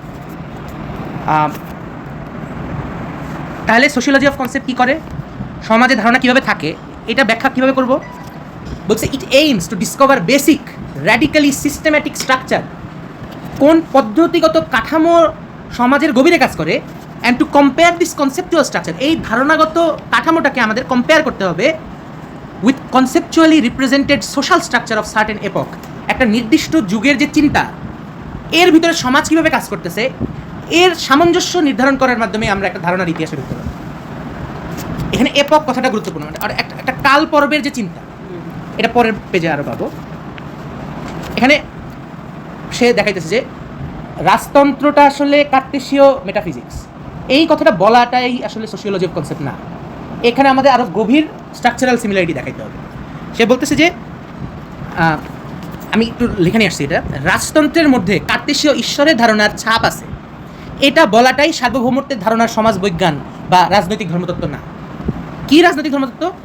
সত্যিকারের ধারণার সমাজবিজ্ঞান হয় রাজতান্ত্রিক রাজনৈতিক ঐতিহাসিক বাস্তবতাকে, অর্থাৎ আমার সমাজের যে ঐতিহাসিক রাজনৈতিক বাস্তবতা, আমি যদি 18 শতকে বসে ইউরোপে বসে থাকি, সেটা কি রাজতন্ত্র, অর্থাৎ ওই রাজতান্ত্রিক রাজনৈতিক ঐতিহাসিক যে বাস্তবতা, এইটাকে যুগের যে overall collective metaphysical state of consciousness, অর্থাৎ যুগের যে পরাবিদ্যাগত চেতনার স্তর, এইভাবে বোঝা, এবং এই স্তরটা কীভাবে আইনি রূপ নিতেছে মোনার্কির ভিতর, এইভাবে আমাদেরকে ব্যাখ্যা করতে পারতে হবে।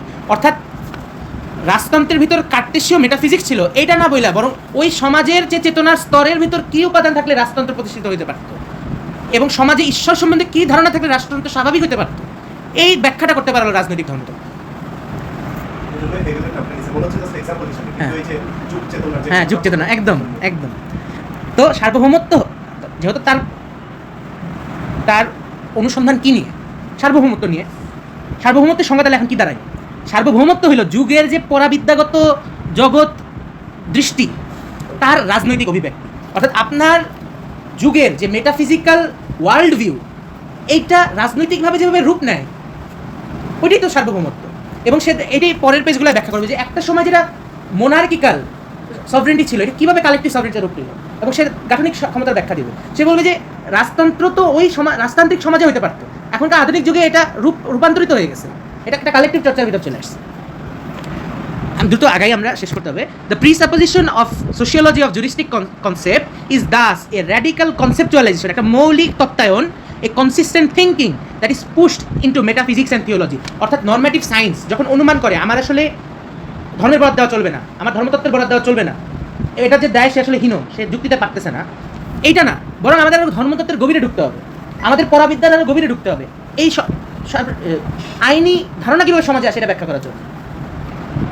পরের অংশে আরও সে খুবই খোলাসা করতেছে এখানে যে the metaphysical image that a definite epoch forges of the world, অর্থাৎ একটা নির্দিষ্ট যুগের যে পরাবিদ্যাগত চিত্র তৈরি হয় জগতে, হ্যাজ দ্য সেম স্ট্রাকচার, এটার রূপ আসলে তেমনই, what the world immediately understand to be the appropriate political organisation, অর্থাৎ জগৎ তার সম্বন্ধে যে পরাবিদ্যাগত চেতনা ধারণ করে এটাকেই সে রাজনৈতিক রূপ দিয়ে দেয়।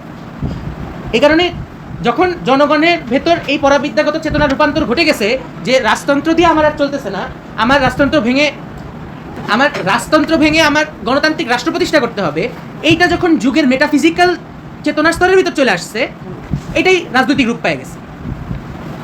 আধুনিক রাষ্ট্রের উৎস আমি এভাবে ব্যাখ্যা করি, অর্থাৎ সে এই বাক্যে কি দেখাইলো যে মেটাফিজিক্যাল ইকুয়াল টু পলিটিক্যাল, মানে একটা সময়ের মেটাফিজিক্স ওই জায়গায় অবস্থান করে যেই জায়গাটা আসলে তার রাজনৈতিকতার মানে যেটা সমান্তরাল, ইকুইভ্যালেন্ট, হ্যাঁ, এবং সে রাজনৈতিকতা সেটা ধারণ করতে পারে, এবং মেটাফিজিক্যালি ওই জিনিসটা তৈরি হয় বিকজ সোসাইটিতে বা অ্যাজ এ কনসেপ্ট আকারে ওই বাস্তবতা বিদ্যমান থাকে। মানে হচ্ছে সে একটা বস্তুবাদী ব্যাখ্যা দেওয়ার চেষ্টা করতেছে এই থিওলজিক্যাল বিষয়টা, থিওলজিক্যাল বিষয়টার বেস যে আসলে একটা মানে বস্তুবাদী তল সমাজে, এই বস্তুবাদী তল সমর্থন করে না এরকম কোনো মেটাফিজিক্স আসলে ওই সমাজে থাকে না। মানে বেসিক্যালি সে মেটাফিজিক্যাল জায়গা থেকে মানে মেটাফিজিক্যাল জায়গা থেকে আইনি ব্যাখ্যা দিতেছে, কিন্তু সেই মেটাফিজিক্যাল জায়গার বস্তুবাদী ন্যায্যতা সোসাইটিতে সময় সাপেক্ষে কীভাবে তৈরি হয় এটারে সে লিঙ্ক করতেছে। দ্যাট মিনস আসলে কিন্তু এটা ওই অর্থে এখন প্রথম দিকে যেরকম মানে এই রাষ্ট্রের যে তত্ত্ব এখন আমাদের সামনে তৈরি মানে হাজির আছে, এটা যে মানে যে যতটুকু তার থিওলজির সাথে তার কানেকশন আমরা দেখতে পাচ্ছি, তার নানা রিচুয়ালের মধ্যে দিয়ে, সেকুলার রিচুয়ালের মধ্যে সে এটা পালন করতেছে, এটা যতটা থিওলজির উপরে ডিপেন্ডেন্ট, এটা হুইচ ইজ ট্রু, বাট ওই থিওলজি ইটসেলফ ওই সময়ের প্রত্যেকটা সময়ের থিওলজি ওর বাস্তব তলের সমাজের কোন যে কনসেপ্টটা আসলে ধারণ করতে পারে থিওলজিক্যালি ওইটারই একদম ওকে। তাহলে এখানে দাঁড়াইলো যে মেটাফিজিক্যাল অবস্থায় সমাজ যেখানে থাকে, যুগ যেখানে থাকে, এটাই মূলত পলিটিক্যালি রাজনৈতিকভাবে প্রতিফলিত। একদম অর্থাৎ গণ অভ্যুত্থান যেহেতু ঘটে গেছে একবার, আমাদের যুগের মেটাফিজিক্স আসলে এটাই, একদম মানে তার যে রুহানি মর্মটা ওইখানে থেকে গেছে। আমরা যতদিন না এটাকে রাষ্ট্রের রূপ দিতে পারবো, এর একটা রাজনৈতিক রূপান্তর ঘটাইতে পারবো, সমাজ এখানেই পড়ে থাকবে। তো এখানে আরেকটা ফ্রেজ ব্যবহার করতেছে, the politicisation of theological concept. মূলত ঘটনা তো এটাই, পলিটিসাইজেশন অফ থিওলজিক্যাল কনসেপ্ট। সে বলতেছে সার্বভৌমত্বের তত্ত্বের যত আমরা গভীরে ঢুকি, আমরা এই যে ধর্মতাত্ত্বিক ধারণার যে রাজনৈতিকীকরণ, এটা সম্বন্ধে আরও সচেতন হতে থাকি। এরপর এসা স্মিথ আবার ওই বাক্যটা বলতেছে যে the prince is the Cartesian God transposed into the political world. এই একই কথার সমালোচনা কিন্তু করছে আগের পেজে, যে এটা শুধু বললেই হবে না, এই পুরো ব্যাখ্যার পর এটা আবার সে বলতেছে। এইখানে একটা এখানে আবার একটা উদ্ধৃতি দিতেছে ডেকার্ট চিঠি লিখছিল একবার তার বন্ধুকে। সেখানে সে বলতেছে প্রকৃতিতে ঈশ্বর যে আইন দেয়, রাজাও আসলে তার রাজ্যের ভিতরে ওই একই রকম আইন দেয়। মানে ওই ন্যাচারাল লর সাথে পজিটিভ ল, ন্যাচারাল ল এবং পজিটিভ লকে লিঙ্ক করতেছে। এটা স্মিথ উদাহরণ দিতেছে এই পলিটিক্যাল থিওলজি ব্যাখ্যা হিসেবে। এবং দি 17th and 18th century were dominated by the idea of the sole sovereign, একক সার্বভৌমের ধারণা দিয়ে 1700 এবং 1800 শতাব্দীর চেতনা নির্ধারিত হল। অর্থাৎ সোল সভরেন, সোল কথাটা গুরুত্বপূর্ণ, মানে একক, যেটাকে আমরা পার্সোনালিস্টিক। সে পরে বলতেছে এই চেতনার সর্বোচ্চ বিকাশ ঘটছে হবসের ভেতর। মানে হবসের লেভিয়াথান যে আসলে একটা ইমেন্স পার্সন, একটা বিরাট ব্যক্তি, একটা এই যে সার্বভৌমত্বের ব্যক্তিকেন্দ্রিক চিন্তা, এইটার সর্বোচ্চ বিকাশ হবসের ভিতর ঘটছিল। এবং হবস এটাকে প্রায় মিথের দিকে ঠেলে দিচ্ছে, মানে লেভিয়াথানের সাথে এটাকে একাকার করে দেখা। লেভিয়াথান তো বাইবেলের একটা ডিমন। তো এটাকে স্মিথ আলাপে তুললো এবং সে দেখাইতেছে যে আধুনিক যুগে সভরেন যে আগে ছিল, যে আসলে একটা ইঞ্জিনিয়ার আকারে কাজ করতো, একটা মেশিন, এই মেশিনের ইঞ্জিনিয়ার আকারে এই যে সার্বভৌম সে কাজ করতো, এরা দরকার পড়তেছে না। Machine now runs by itself. এটা একটা গুরুত্বপূর্ণ জিনিস। আমরা যখন আবার টেকনোলজির নিরীক্ষে স্মিথ পড়বো, টেকনোলজি নিয়ে স্মিথের অনেক ইন্টারেস্টিং তার সমালোচনা আছে। এটা প্রায় হাইডেগারের কাছাকাছি ওই সমালোচনা। তো সেখানে দেখা যাচ্ছে যে রাষ্ট্র, আইনি ব্যবস্থা, এটা একটা মেশিন। এটা সে 1922 সালে বলতেছে যে, এবং এই মেশিন নিজে নিজেই চলে, নাও রানস বাই ইটসেলফ। এরপরের কথা সে বলতেছে যে রুশোর মধ্যে দিয়ে যে গণ অভিপ্রায় বা জেনারেল উইল ছিল, এটা আসলে আগের যে সার্বভৌমত্বর ধারণা, ঈশ্বরের যে সার্বভৌমত্বের ধারণা, এইটা গণের কাতারে নেমে আসছে। আমরা এখান থেকে একটা ধারাবাহিকতা তাহলে পাইলাম। এই পরের ব্যাখ্যাগুলো সে জনগণ বর্গটা নিয়ে করবে, যে আমরা যখন বলি জনগণের সার্বভৌমত্ব, বা আধুনিক ইউরোপ যখন ফরাসি বিপ্লব এবং আমেরিকা যখন আমেরিকান বিপ্লবের মাধ্যমে নতুন রাষ্ট্র করতে চাইছে, সে তো জনগণের গণ অভ্যুত্থানের ফল আকারে রাষ্ট্রটা পাইছে। কিন্তু এই যে জনগণ কোনো নতুন নিয়ম হাজির করছে এরকম না। এটা কেন? জনগণের যে সার্বভৌম, এটা আসলে পুরাতন ঈশ্বরের সার্বভৌমত্বের আদলে নির্মিত। এবং জনগণ যে একাত্তা একটা সত্তা, যাকে আমি জাতি বলতে পারি। কারণ এখানে একটা জিনিস খেয়াল করেন, জাতিবাদের উত্থান এবং গণমানুষের গাঠনিক ক্ষমতা কেন্দ্রিক বা গণ সার্বভৌমত্ব কেন্দ্রিক যে গণ অভ্যুত্থানের বিকাশ, এটা একসাথে ঘটছে। এবং জনগণের ধারণাটা মাইর খেয়ে গেছে এবং জাতীয় ধারণাটা সামনে চলে আসছে। এবং ইউরোপ এই কারণে নেশন স্টেট ডেভেলপ করছে সবার আগে। এইখানে সে ব্যাখ্যা করতেছে যে জাতির যে কল্পনা, এটা আসলে ঈশ্বরের কল্পনা। এখানে ঘটলো কি, পিপল হ্যাভ বিকাম সভরেন, জনগণ সার্বভৌম হয়ে উঠছে। The decisionistic and personalistic element in the concept of sovereignty was lost. অর্থাৎ সার্বভৌমত্বের ধারণার ভিতর যেই সিদ্ধান্তবাদী বা যে ব্যক্তিকেন্দ্রিক যে উপাদানগুলো ছিল, এগুলো হারায় গেছে। কারণ এখন তো জনগণ নামক একটা কালেকটিভ বর্গ সামনে চলে আসছে। এখন আর ব্যক্তির আদেশ আইন না, এখন জনগণের ইচ্ছা আইন। রুশোকে কোট করতেছি আমি। রুশো বলতেছে যে জনগণের ইচ্ছা আইন। আমরা সামনের সপ্তাহে যখন রুশো পড়বো, আমরা এটা পাবো। এবং এর দ্বারা হয়েছেটা কি, ডিসিশনিস্ট এলিমেন্ট যখন সার্বভৌম থেকে চলে যায়, তখন স্মিথ যেটা বলতে চাইতেছে সেটা হলো হিউম্যান যে এলিমেন্টটা, আইনের উৎস যে মানুষ, এই হিউম্যান এলিমেন্টটাও হারায় গেছে। এবং আমরা একটা বিউরোক্র্যাটিক মেশিন এবং টেকনিক্যাল একটা জগতে প্রবেশ করলাম। এটা একদম শেষ চ্যাপ্টারে এটার উল্লেখ আছে। এরপরে বলতেছে the unity that people represent is an organic unity with national consciousness, অর্থাৎ জাতি চেতনা এটার ভিতর থাকে। The ideas of state originated as organic whole. এটাকে সে বলতেছে যে তাহলে সে কী দেখাইছে? বেসিক্যালি সে গণ সার্বভৌমত্বের যে ধর্মতাত্ত্বিক উৎস এটা সে দেখাইছে। এবং 1801-এ জেফারসনের যে সংবিধান, সেখানে সে বলতেছে যে জনগণের ইচ্ছাই হলো আল্লাহর ইচ্ছা। অর্থাৎ এখনও ওই সময় 1800 শতকে যখন ট্রানজিশনটা ঘটতেছে, ওই আগেকার থিওলজিক্যাল জগৎ থেকে সে সেকুলারাইজ করতেছে আধুনিক রাষ্ট্রকে, সে তখনও আল্লাহর বরাত ছাড়তে পারে না, আল্লাহকে ছাড়ে না। আল্লাহ ছাড়তে পারে না। সে তখনও বলতেছে যে আল্লাহর যে ভূমিকা জগতের মানে বিশ্বজগৎ পরিচালনার, গণমানুষেরও গণতন্ত্রের ভিতরে একই ভূমিকা। এটা টকিওভেলির উদ্ধৃতি। এবং কেলসেন নিজেও তার তত্ত্বের ভিতরে যখন সে pure theory of law develop করতেছে, সে আসলে এই ইম্পার্সোনাল বা ব্যক্তি বহির্ভূত একটা ঘটনা সে দেখাইতেছে এখানে।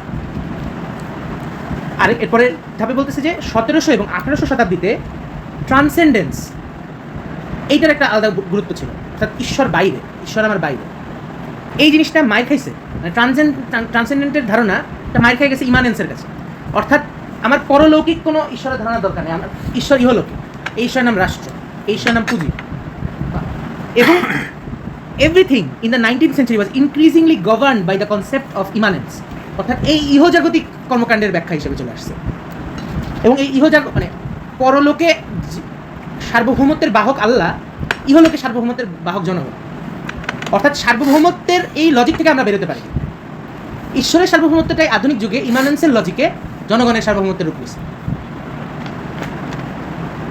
এরপরে এই যে দেখেন 1800 শতকের পর থেকে ধর্মের বিরুদ্ধে, ধর্মতত্ত্বের বিরুদ্ধে, আল্লাহর ধারণার বিরুদ্ধে, ট্রান্সেন্ডেন্টের বিরুদ্ধে একটা বিশাল তোলপাড় শুরু হয়ে গেছে মূলত।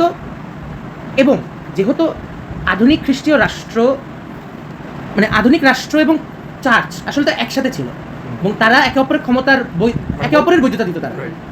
এবং চার্চের সাথে সৌহার্দ্য করতে পারে রাজার প্রথম ইয়া, এই কারণে সে পোপের হাত দিয়ে মুকুট পরায় নিজে। এবং প্রোটেস্ট্যান্ট ধর্মতত্ত্ব যখন আসলো, সে যখন গণযুদ্ধে নামলো, সে তো ক্যাথলিক চার্চের এই ইয়া ভেঙে দিতেছে, সে পুরাতন খ্রিস্ট ধর্মের ব্যাখ্যা ভেঙে দিতেছে।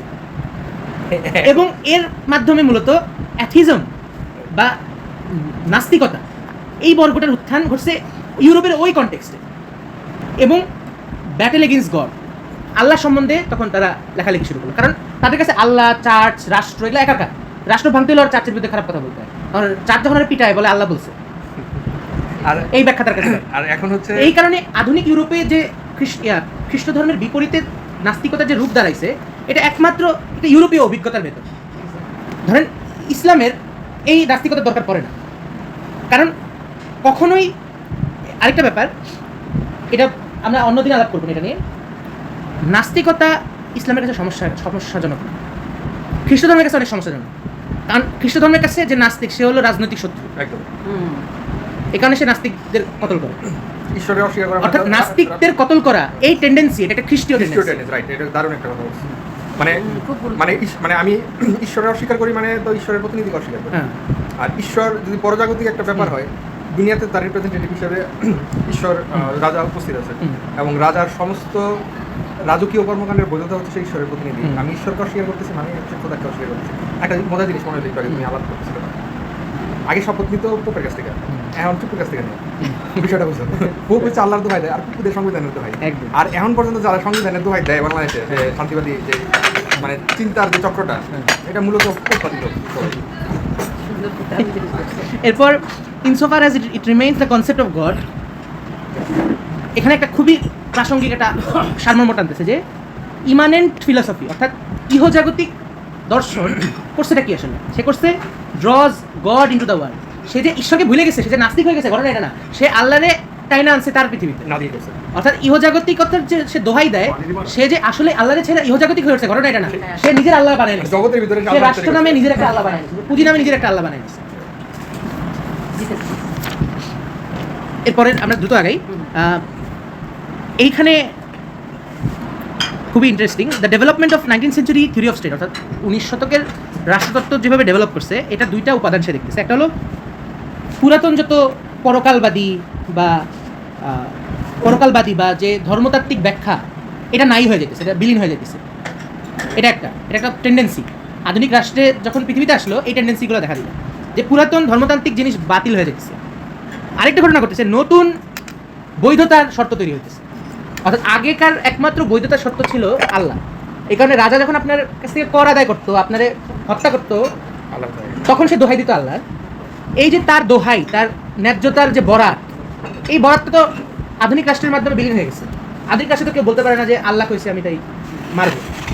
সে এখন কি বলে? সে বলে সংবিধান বলছে দেখে মারবো। রাষ্ট্রের স্বার্থে। হ্যাঁ, সাংবিধানিক ধারাবাহিকতা। স্মিথ নিজে আইডেন্টিফাই করতেছে যে বৈধতার একটা নতুন সংজ্ঞা তৈরি হয়ে গেছে আধুনিক যুগে। আগেকার বৈধতার সংজ্ঞা দেওয়া চলতেছে না। এই যে একটা নতুন বৈধতার সংজ্ঞা চলে আসলো, এটা কি? এটা এখন সে পরে ব্যাখ্যা করতেছে যে the idea that all power resides in the, এখানে সে ফরাসি শব্দটা ব্যবহার করছে, constituent power of the people. সে বলতেছে যে জনগণের গাঠনিক ক্ষমতার ভিতর সকল শক্তি নিহিত, মানে জনগণ যে সার্বভৌম, এই সত্যটা তার গাঠনিক ক্ষমতার ভিতর নিহিত। which means the democratic notion of legitimacy has been replaced by the monarchical. অর্থাৎ আগে যে রাজা আল্লাহর বরাত দিত, এখন আর আল্লাহর বরাত দিলে হয় না, এখন বরাত দিতে হয় জনগণের। অর্থাৎ এখন আর আল্লাহর বৈধতা বা ধর্মীয়, আল্লাহ বলতে আমি ঐশ্বরিক বৈধতা, খ্রিস্ট ধর্মে তো আর আল্লাহ না, গড বলতে হয়।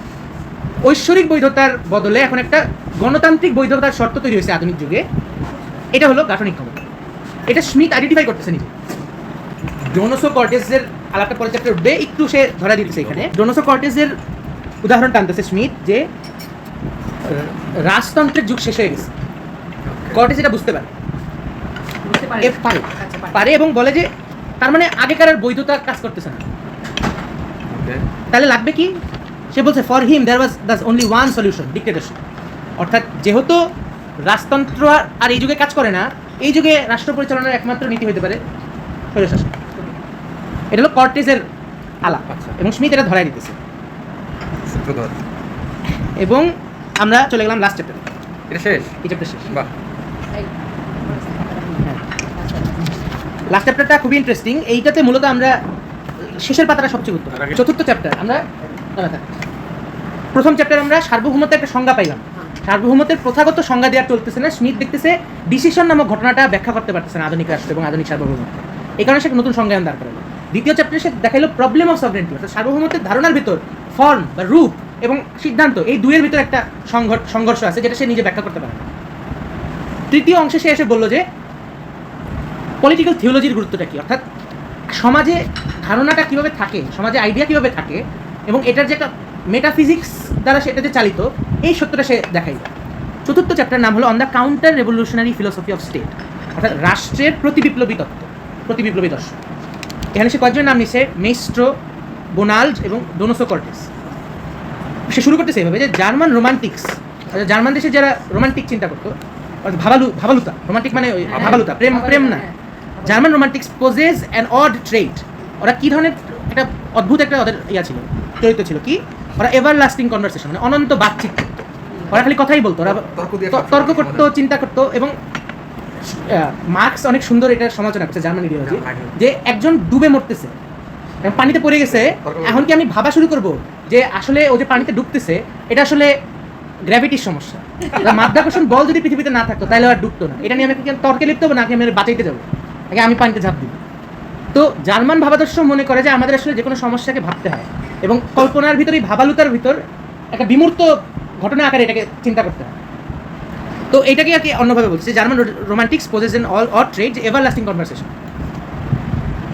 এর বিপরীতে আরেক ধরনের ছিল ক্যাথলিক পলিটিক্যাল ফিলোসফার, যারা আসলে কাউন্টার রেভলিউশনারি তত্ত্ব দিচ্ছে রাষ্ট্রের। এটা স্মিথের পজিশন। এরা আসলে একটা আইদার অর একটা জায়গা নিচ্ছে, অর্থাৎ একদিকে রোমান্টিকরা তো কোনো সিদ্ধান্তে পৌঁছাতে পারে না, এরা আবার মারো টানে কাটো এরকম একটা সিদ্ধান্ত, মানে এইটা তো না ওইটা। কী সিদ্ধান্ত? যে ভালো এবং খারাপ, ঈশ্বর এবং শয়তান, এদের ভিতরে একটা জীবন মরণের সিদ্ধান্ত নেওয়ার ব্যাপার আছে। এবং এই যে অনুমান, এইটার থেকে সে নুয়ান্সে যেতে পারে না। সে একটা রাষ্ট্র সম্বন্ধে একটা ডিক্টেটোরিয়াল এক ধরনের প্রতিবিপ্লবিক ধারণা পোষণ করে। এটা হলো স্মিথের এই চ্যাপ্টারের মূল জায়গা। এই যে রাষ্ট্র সম্বন্ধে এই যে ধারণা, প্রতিবিপ্লবী ধারণা, এটা আসতে করতে, এটা আসতে আসলে মানুষ সম্বন্ধে একটা নেগেটিভ অনুমান থেকে, খ্রিস্টীয় এই জিনিসটা এই পরের পৃষ্ঠায় আসছে, অরিজিনাল সিনের আলাদা। এখানে বলতেছে যে বোনাল্ডের কাছে ট্রেডিশন একমাত্র প্রথাই আসলে মানুষকে মুক্তি দিতে পারে, কারণ একজন ব্যক্তি মানুষ আসলে নির্বোধ, ও আসলে জানে না কি করতে হবে। ওর যে প্রথা, ওর যে পরম্পরা, এর দ্বারাই ওকে চালিত হইতে হবে সবসময়। অর্থাৎ মানুষ যে আসলে দুর্বল, উইক অ্যান্ড রেচেড, দুর্বল এবং খারাপ, দুষ্ট, এই ধারণা থেকে আসলে বোনাল্ড লিখছে। কর্টেজের আলাপটা আমরা দেখবো সামনে। এখানে ডি মেস্ট্রো কী মনে করতো? ডি মেস্ট্রো আসলে ডিসিশনের ধারণাটা চিনতে পারছে। স্মিথ তো রাষ্ট্রতত্ত্বকে প্রশ্নবিদ্ধ করতেছিল যে ডিসিশনের ব্যাপার কেউ বুঝে না, আমি এটা বুঝাইতে আসছি। সে দেখা যাচ্ছে মেস্ট্রোরা আসলে বুঝতে পারছিল ডিসিশনের ব্যাপারটা, কিন্তু ওরা কীভাবে বুঝছে যে স্পিরিচুয়াল অর্ডার বা চার্চের কাছে চার্চের কথাটা যে অমোঘ, এর কোনো ব্যত্যয় করতে পারে না। আধুনিক রাষ্ট্র বা স্টেট অর্ডারে আসলে সার্বভৌমত্ব এটাই বোঝায়। অর্থাৎ চার্চের একটা আদেশ যেভাবে কখনোই অমান্য করা যাবে না, রাষ্ট্রের সার্বভৌমত্ব আসলে অমান্য করা যায় না, অলঙ্ঘনীয়। এইটা মেস্ট্রো বুঝতে পারত। এবং এর পরবর্তীতে দুই ধরনের চিন্তা ডেভেলপ হয়েছে মানুষ সম্বন্ধে ধারণা। অর্থাৎ আধুনিক রাষ্ট্রতত্ত্বর গভীরে যে আসলে মানুষ সম্বন্ধে আপনার কী অনুমান এইটা কাজ করে, এটা আসলে ইন্টারেস্টিং একটা জিনিস, মানে এটা লক্ষ্য করার মতো ব্যাপার। অর্থাৎ মানুষ সম্বন্ধে আপনি কী অনুমান করে রাখছেন এটা দ্বারা নির্ধারিত হবে আপনি রাষ্ট্রকে কীভাবে দেখেন। মেস্ট্রো, কর্টেজ ওরা মনে করতো মানুষ মাত্র আদি পাপী, খারাপ, অতএব এদেরকে অথরিটির ভিতরে রাখতে হবে, এদেরকে বাইরে রাখতে হবে, এদেরকে শাসন করতে হবে, কমান্ড করতে হবে। অর্থাৎ ওর নিজেকে শাসন করার যোগ্যতা নেই। হ্যাঁ, ঠিক অন্যরকম একটা ব্যাখ্যা বাকুনিন এবং প্রুদোরা দিত। ওরা ধরে নিয়েছে যে মানুষ মানেই ভালো, সব খারাপ হলো রাষ্ট্র, প্রতিষ্ঠান, অথরিটি, এই একটা। এবং স্মিথ এখানে গুরুত্বপূর্ণভাবে দেখছে এই দুইটা চিন্তা আসলে একই জিনিস, প্রতিক্রিয়া একটা প্রতিক্রিয়া, যে মানুষ মাত্রই খারাপ অতএব একটা মারোকাটো রাষ্ট্র লাগবে, মানুষ মাত্রই ভালো রাষ্ট্র কিছুই লাগবে। এই দুইটা চিন্তা যে একই ধরনের স্ট্রাকচারের ভিতর থেকে আসে, এটা ওরা অনুধাবন করতে পারে। ওরা মনে করে ওরা একে অপরের শত্রু, কিন্তু ওরা আসলে একই ঘটনা। এনলাইটেনমেন্ট বা যুক্তিবাদ বা বুদ্ধিবাদী চিন্তা আসলে মানুষকে অজ্ঞ মনে করতো, মানুষ কিছু বুঝে না, ওকে যুক্তির ভিতরে আনতে হয়। প্রতি বিপ্লবের যে দার্শনিক চিন্তা, এ আসলে সিদ্ধান্তের যে গুরুত্ব এটা বুঝতে পারছিল, এটা স্মিথ বলতেছে। এবং to the committed atheistic anarchist man is decisively good. অর্থাৎ একজন অ্যানার্কিস্ট রাষ্ট্র ভেঙে দেবে, প্রতিষ্ঠান ভেঙে দেবে, এবং সে অ্যাথিস্ট, সে সব একাকার করে দেখে, তার কাছে মানুষ মাত্রই ভালো এবং সকল খারাপ হলো ধর্ম থেকে আসছে, এবং রাষ্ট্র যত ধর্ম থেকে আসছে অত রাষ্ট্রও খারাপ। এই চিন্তা এটাই আসলে প্রুধো এবং বাকুনিনের ভিতরে ছিল। অর্থাৎ এই যে নাস্তিক্যবাদী নৈরাজ্যবাদী যে চিন্তা, যেমন খুশি তেমন চিন্তা। হ্যাঁ, এরপরে কর্টেজের আলাপে ঢুকতেছে। ডোনোসো কর্টেজ বলতেছে যে ডোনোসো কর্টেজের স্টার্টিং পয়েন্ট, তার শুরুর বিন্দুটা কী ছিল, যে ডগমা অফ অরিজিনাল সিন, অর্থাৎ মানুষ মাত্রই আদি পাপী। যেহেতু মানুষ একজন পুরুষ এবং একজন স্ত্রী থেকে আসছে, বংশবৃদ্ধির জন্য তাদেরকে অজাচারে লিপ্ত হইতে হয়েছে, ইনসেস্ট। এবং এই ইনসেস্টটা মানুষের আদি পাপ, এবং প্রত্যেকটা মানুষ এই পাপে পাপী, এবং এই মানুষকে আসলে বিশ্বাস করা যায় না, সে আসলে রাষ্ট্র সমাজ করতে পারে না, ওকে পিটায় ধৈরা বাইন্দা সমাজে ঢুকাইতে হবে। মানুষ মাত্রই খারাপ, এইটা যে সে বলে, এইটা আসলে সে কর্তৃত্ববাদের অজুহাত আকারে ব্যবহার করে। মানে এটা সে কোনো ভালো ইন্টেনশন থেকে বলে, এই মানুষকে সে উন্নত করবে, এনলাইটেনমেন্টের যে আলাপ, ও বুঝে না, ওকে বুঝাইতে হবে, যুক্তির ভিতরে আনতে হবে। এই যে ইউনিভার্সাল সিনের ধারণা, এটা নিয়ে এখানে পরে বলতেছে। এই অংশটার মূল আলাপটাই হলো মানুষ সম্বন্ধে আপনি কি অনুমান করেন, এটা আপনার রাষ্ট্রচিন্তা নির্ধারণ করে দিতেছে। ডোনোসো কর্টেজ স্টেট এরপরে একটা খুবই ইন্টারেস্টিং, বুর্জোয়াদের সমালোচনা করতেছে কর্টেজ, যে বুর্জোয়ারা হলো ডিসকাসিং ক্লাস, ওরা একে অপরের সাথে খালি কথা বলে, কথোপকথনকারী শ্রেণী। This definition contains the class characteristic of wanting to evade the decision. অর্থাৎ ওর সিদ্ধান্ত নিতে হয় না, ও খালি নিরন্তর কথোপকথনের ভিতর থাকে। অর্থাৎ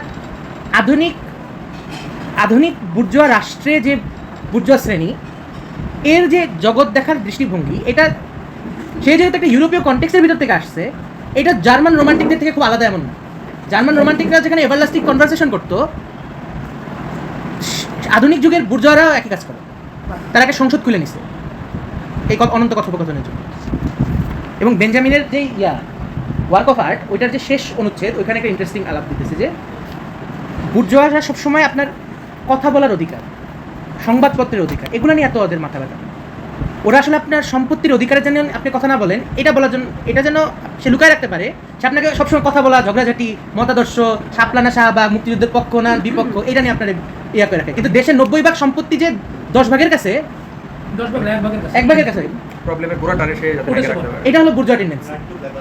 হ্যাঁ, এখানে অনেকগুলো সমালোচনা আছে, টানা পড়ি।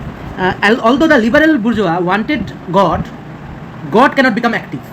এই গডটা সক্রিয় হলে হবে না, একটা নিষ্ক্রিয় আল্লাহ লাগবে। আধুনিক বুর্জোয়া পরে আমি এটা কবিতার মধ্যে, ইট ওয়ান্টেড এ মোনার্ক, ওর একটা রাজা লাগতো, কিন্তু এই রাজাটাও সক্রিয় হইলে হবে না, পাওয়ারলেস হইতে হবে। অর্থাৎ 1791 যে ফরাসি বিপ্লবের পরে যে রাজতান্ত্রিক যে সাংবিধানিক রাজতন্ত্র, ওখানে রাজার তো আসলে রাজা আকারে কোনো ক্ষমতা নাই, অর্থাৎ বুর্জোয়ার একটা রাজা লাগে কিন্তু ক্ষমতাহীনতা এসে বসে থাকে। It demands freedom and equality, ও স্বাধীনতা এবং মুক্তি এবং সাম্যের কথা বলে, but limited voting rights to the propertied class, অর্থাৎ সম্পত্তিধারী যে শ্রেণী ওর কাছে শুধুমাত্র ভোটিং রাইটস দিয়ে রাখছে। মানে লিবারেল ডেফিনেশন অফ ডেমোক্রেসি হইল গরিব এবং যারা অশিক্ষিত তার উপর আপনার কর্তৃত্ব জাহির করতে পারে, কারণ আপনার কাছে সম্পত্তি আছে এবং আপনি শিক্ষিত। এবং আধুনিক বুর্জোয়া যেহেতু প্রতিষ্ঠিত হয়েছে অভিজাততন্ত্রকে ভেঙে দিয়ে, সে অভিজাততন্ত্র নামে রাখতে চায় না, কিন্তু সে অর্থাৎ আগেকার যুগে যে রক্তের এবং গোত্রীয় সম্পর্কে যে অভিজাততন্ত্র, একে সে বিতাড়িত করছে, কিন্তু সে একটা নতুন লুটেরা মাফিয়া শ্রেণীর অভিজাততন্ত্র কায়েম করছে সংবিধানের সংসদের নামে। মানে এমপি গোষ্ঠী বেসিক্যালি তো লিবারেল বুর্জোয়াদের যে অপর ছিল তাদের, মানে তারা তো একটা সংগ্রামের ভিতর দিয়ে রাষ্ট্র ক্ষমতা নিচ্ছে, তার মানে তারা তো ওই সামন্তীয় অভিজাততন্ত্র ভেঙে ফেলছে, কিন্তু তারা নিজেদের ভিতরে একটা সামন্ততন্ত্র প্রতিষ্ঠা করে ফেলছে। এবং সে বলছে রাজার বিরুদ্ধে সে উঠে আসছে, কারণ লিবারেল ডেমোক্রেসি তো রাজতন্ত্রের বিরুদ্ধে গড়ে উঠছে, অর্থাৎ তার রাজাও দরকার নাই এবং সে জনগণের উপরও বিশ্বাস করতে পারে না। অতএব সে এখানে একটা মানে সে একটা আধুনিক রাষ্ট্রের রূপ দিছে, যেখানে ঠিক রাজার কাজ নাই এবং জনগণের কাজও নাই, সব কাজ তার উপরে চলে আসে, সংসদের ভিতরে চলে আসে এবং তার শ্রেণীকে সার্ভ করার একটা অ্যাপারেটাস ছিল, আমাদের নিষ্ক্রিয় চুপ্পুর মতো। এর পরের অংশটা খুবই ইন্টারেস্টিং, যে এটাকে একটু ঐতিহাসিকভাবে ভাবলে ভালো। 1791 পরবর্তী ধরেন ওইখানে ফরাসি দেশে একটা নতুন রাষ্ট্র গঠিত হইতেছে, এটা আপনি মাথায় রাখেন। যখন লিবারেল বুর্জোয়া এখানে বলা হইতেছে ওই সিচুয়েশনটা মাথায় রাখলে ইন্টারেস্টিং। এখানে বলতেছে যে রাজতন্ত্র এবং অভিজাততন্ত্রের সাথে তার একটা ঘৃণা ছিল, মানে একে তো উচ্ছেদ করতেছে। এই ঘৃণাবশত লিবারেলরা তো রাজতন্ত্রের দিকে ঝুঁকতেছে না, ওরা একটু বামপন্থী হয়ে যেতেছে, মানে সাম্যের কথা বলে, গণতন্ত্রের কথা বলে, একটু বামপন্থী আচরণ হয়ে যেতেছে। কিন্তু ওরা আবার র্যাডিক্যাল ডেমোক্রেসি, এখানে সরাসরি ওয়ার্ড ইউজ করছে, র্যাডিক্যাল ডেমোক্রেসি ওরা তো পছন্দ করে না, মানে পপুলার সভরেনিটি নিতে পারবে না। এটা কার কথা? আমি চটক করে নেই, স্মিথের কথা। স্মিথ বলছে যে র্যাডিক্যাল ডেমোক্রেসি তো লিবারেলরা নিতে পারবে না, একদম ওরা তাই একটু ডানপন্থী হয়ে যায়। অর্থাৎ আধুনিক লিবারেল বুর্জোয়া একটু ডানে হালে একটু বামে হালে, এবং সে একটা কনফিউশনের ভিতর রাষ্ট্র পরিচালনা। এখানে একটা ইন্টারেস্টিং প্যাসেজ, এই যে কোর্টেস যে সমালোচনা করতেছে, এটা আরেক অন্যভাবে এটাকে ফ্রেজিং করতেছে, এসেন্স অফ লিবারালিজম, উদারবাদ, এটার মর্ম কি? এটার মর্ম হলো নেগোসিয়েশন, একটা কশাস half measure in the hope that definitive dispute A decisive bloody battle can be transformed into parliamentary debate. অর্থাৎ লিবারালিজম অনুমান করে বিপ্লব গণ অভ্যুত্থানের কোনো দরকার নেই, সংসদের ভিতর অভিজাততন্ত্ররা গলাবাজি করলে কাম হয়ে যায়।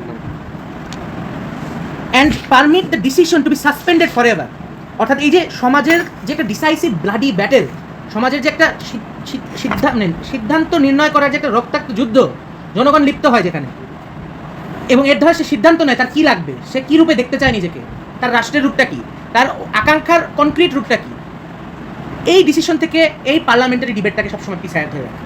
অর্থাৎ লিবারালিজমের অত্যন্ত কঠিন একটা ক্রিটিক এখানে। এটা বুঝি নাই, আরেকবার বলবো। লিবারালিজম বা উদারবাদ, সে তার যে মর্ম, সে বলতেছে একটা নেগোসিয়েশন হইতে হবে। কোথায় হইতে হবে? সংসদের ভিতরে একটা নেগোসিয়েশন হইতে হবে। অর্থাৎ ক্ষমতাটা একটা শ্রেণীর হাতে নিবন্ধ, এবং ওই শ্রেণী তাদের মধ্যে ক্ষমতার ব্যবস্থাপনা কেমন করবে, তাদের ভিতর ক্ষমতার ভাগ বাটোয়ারা কিভাবে হবে, এইটা তারা অ্যাড্রেস করতে সবসময় ব্যস্ত। কিন্তু অপরদিকে জনগণ যে তার জীবনের একটা বাস্তব রক্তাক্ত লড়াই করে তার অধিকার নিবে, এই প্রশ্নটাকে সে ইয়া করে ফেলে, নিচে চাপা দিয়ে ফেলে তার ডিসকাশনের ভিতর। মানে হচ্ছে bourgeois class, not elite class, ওরা সংসদটা যেহেতু তারা দখল করে, এবং সংসদটা এমন পদ্ধতিতে সংসদটা তৈরি হয় যেখানে বুর্জোয়া ক্লাসের বাইরে আসলে অন্য কোনো ক্লাসের প্রবেশের সুযোগ নাই। কিন্তু তারা আবার পাশাপাশি তাদের নিজেদের মধ্যে কি ধরনের দ্বন্দ্ব আছে, এই দ্বন্দ্বগুলোর প্রতি আবার তারা খুবই আন্তরিক, এগুলো তারা মিটাই নিতে চায় ভদ্রলোকের কায়দায়। কয় বছর মেয়াদ হবে প্রধানমন্ত্রীর, এইসব নিয়ে ওদের আলাপ আলোচনার মাধ্যমে, এবং ঐক্যমত্য কমিশন এগুলো এইসব নিয়ে বসে সারাদিন। এবং দূর থেকে ওদের এই ধরনের কনফ্লিক্ট সলভ করার টেন্ডেন্সি দেখলে জানি মনে হয় তারা জনগণের কনফ্লিক্ট সলভ করার চেষ্টা করতেছে। আলটিমেটলি তারা তাদের ক্লাসে কনফ্লিক্ট সলভ করার চেষ্টা করছে। এই যে সমালোচনাটা আমরা করলাম, এটা একটা পিছলা পথ। আচ্ছা, এটা করতে যে আমরা আবার ভুল দিকে চলে যাই। এটা কি আমরা ধরে নেই, এই যে ডিসকাশন, অনন্ত ডিসকাশনের ভিতর যে জনগণকে রোধ করে রাখা, এটার অপোজিট হলো ডিক্টেটরশিপ। এটা স্মিথ বলতেছে নিজে, যে dictatorship is the opposite of discussion. এটা কে মনে করতো? কর্টেজ মনে করতো। এরপরের অংশে একটু অন্যদিকে চলে গেছে আলাপটা। there is nothing negative and evil, অর্থাৎ এর বাইরে আসলে কোনো খারাপ ধারণা নাই। খারাপ ধারণা কি? খারাপ ধারণা হলো the theological doctrine of God and sin, আল্লাহর ধারণা এবং পাপের ধারণাটা অনেক খারাপ। কেন খারাপ? এটা পরের বাক্যে সে বলতেছে, which stamps man as the villain in order to provide a pretext for domination. আপনার জুলুমের ন্যায্যতা প্রদানের জন্য আপনি যখন আল্লাহর কথা বলেন, পাপের কথা বলেন, এর চেয়ে খারাপ তত্ত্ব আর হতে পারে না। একদম দারুণ। মানে যে আল্লাহর কথা বলে, পাপের কথা বলে, সে কি আপনাকে একটু জুলুম করতে বলে নাকি আপনার ভালোর জন্য বলে? মূল নির্ধারণী ইয়াটা হলো এখানে। মানে ইন ইটসেলফ আল্লাহর কথা থিওলজিক্যাল যে ডিবেট, এটা কিন্তু স্মিথ ভালো চোখে দেখে। স্মিথ বলছে আরো থিওলজির গভীরে ঢুকো, তাইলে সমাজে আইডিয়া কীভাবে আসে বুঝবে। কিন্তু সে বলছে এই তত্ত্বে যখন ব্যবহার হয় এই কারণে, এইটা নোটিস করছে কারা? বাকুনিনরা। এবং বলতেছে যে একটা শ্রেণী তার লালসা এবং তার যে হিংসা, এইটার অজুহাত আকারে ব্যবহার করে ধর্ম বা পাপের ধারণাকে। এটা বেসিক্যালি ওই ইয়ার ব্যাখ্যা করতেছে সে, মানে ক্যাথলিক যে জগৎ চেতনা, মানব দর্শন এখন বিশ্ববিখ্যাত। আমরা শেষ পাতায় চলে আসছি স্মিথের। এটা অনেক গুরুত্বপূর্ণ। এখানে সে কি বলছে? Today nothing is more modern than the onslaught against the political. অর্থাৎ রাজনীতির বিরুদ্ধে বা রাজনৈতিকতার বিরুদ্ধে আধুনিক যুগের চেয়ে বেশি অত্যাচার কখনো হয় না। মানে রাজনৈতিকতার উপর একটা অত্যাচার চলতেছে আধুনিক যুগে। কি অত্যাচার চলতেছে? সে বলতেছে, আমি পুরো প্যারাটাইপ এখানে লাইনার বাদ না, যেখানে একদম শেষে চলে আসছি। American financier, industrial technician, Marxist socialist, anarchic syndicalist, revolutionary, এরা তো সব এক এক রকমের এবং ওরা বিপরীত মতাদর্শী, কিন্তু এরা সব একত্রিত হয়, unite in demanding the bias rule of politics over unbiased economic management. অর্থাৎ রাজনীতি দেওয়ার কাজ হবে না, এখন ইকোনমিক্সের যুগ। এই কথায় সবাই রাজি হয়ে যায়। ব্যাংকের কর্মচারী এবং যে ইয়া চালায় শিল্পপতি এবং যে মার্কসিস্ট, এরা সবাই আসলে মাইনা নিচ্ছে রাজনীতির আর কাম নেই। এখন আপনার অর্থনীতি দিয়ে আপনার সমাজ চলবে। এটার ফল আকারে কি দাঁড়াইছে? There must no longer be political problems. আমাদের যুগে আসলে রাজনৈতিক সমস্যা বলে কিছু না। সব সমস্যা কি? Only organisational, technical and economic sociological task. মানে আমাদের যুগের সব সমস্যাটা হলো অর্গানাইজেশনের, টেকনিক্যালিটির, অর্থাৎ আপনি আরও উন্নত থেকে উন্নত প্রযুক্তি উদ্ভাবন করবেন, আপনি বন্টন করবেন ঠিক মতো, এবং আপনি এই আর্থসামাজিকতার ভেতর আপনি বিলীন হয়ে যাবেন। আপনার আর কোনো অপর রাজনৈতিক আকাঙ্ক্ষা থাকতে পারে, এটা আধুনিক যুগ মনে করে না। এই কারণে আধুনিক যুগ একটা ওই বিউরোক্র্যাটিক এবং একটা টেকনোক্র্যাটিক একটা কাঠামো দাঁড় করেছে নিজে। পরের বাক্য, the kind of economic technical thinking that prevails today is no longer capable.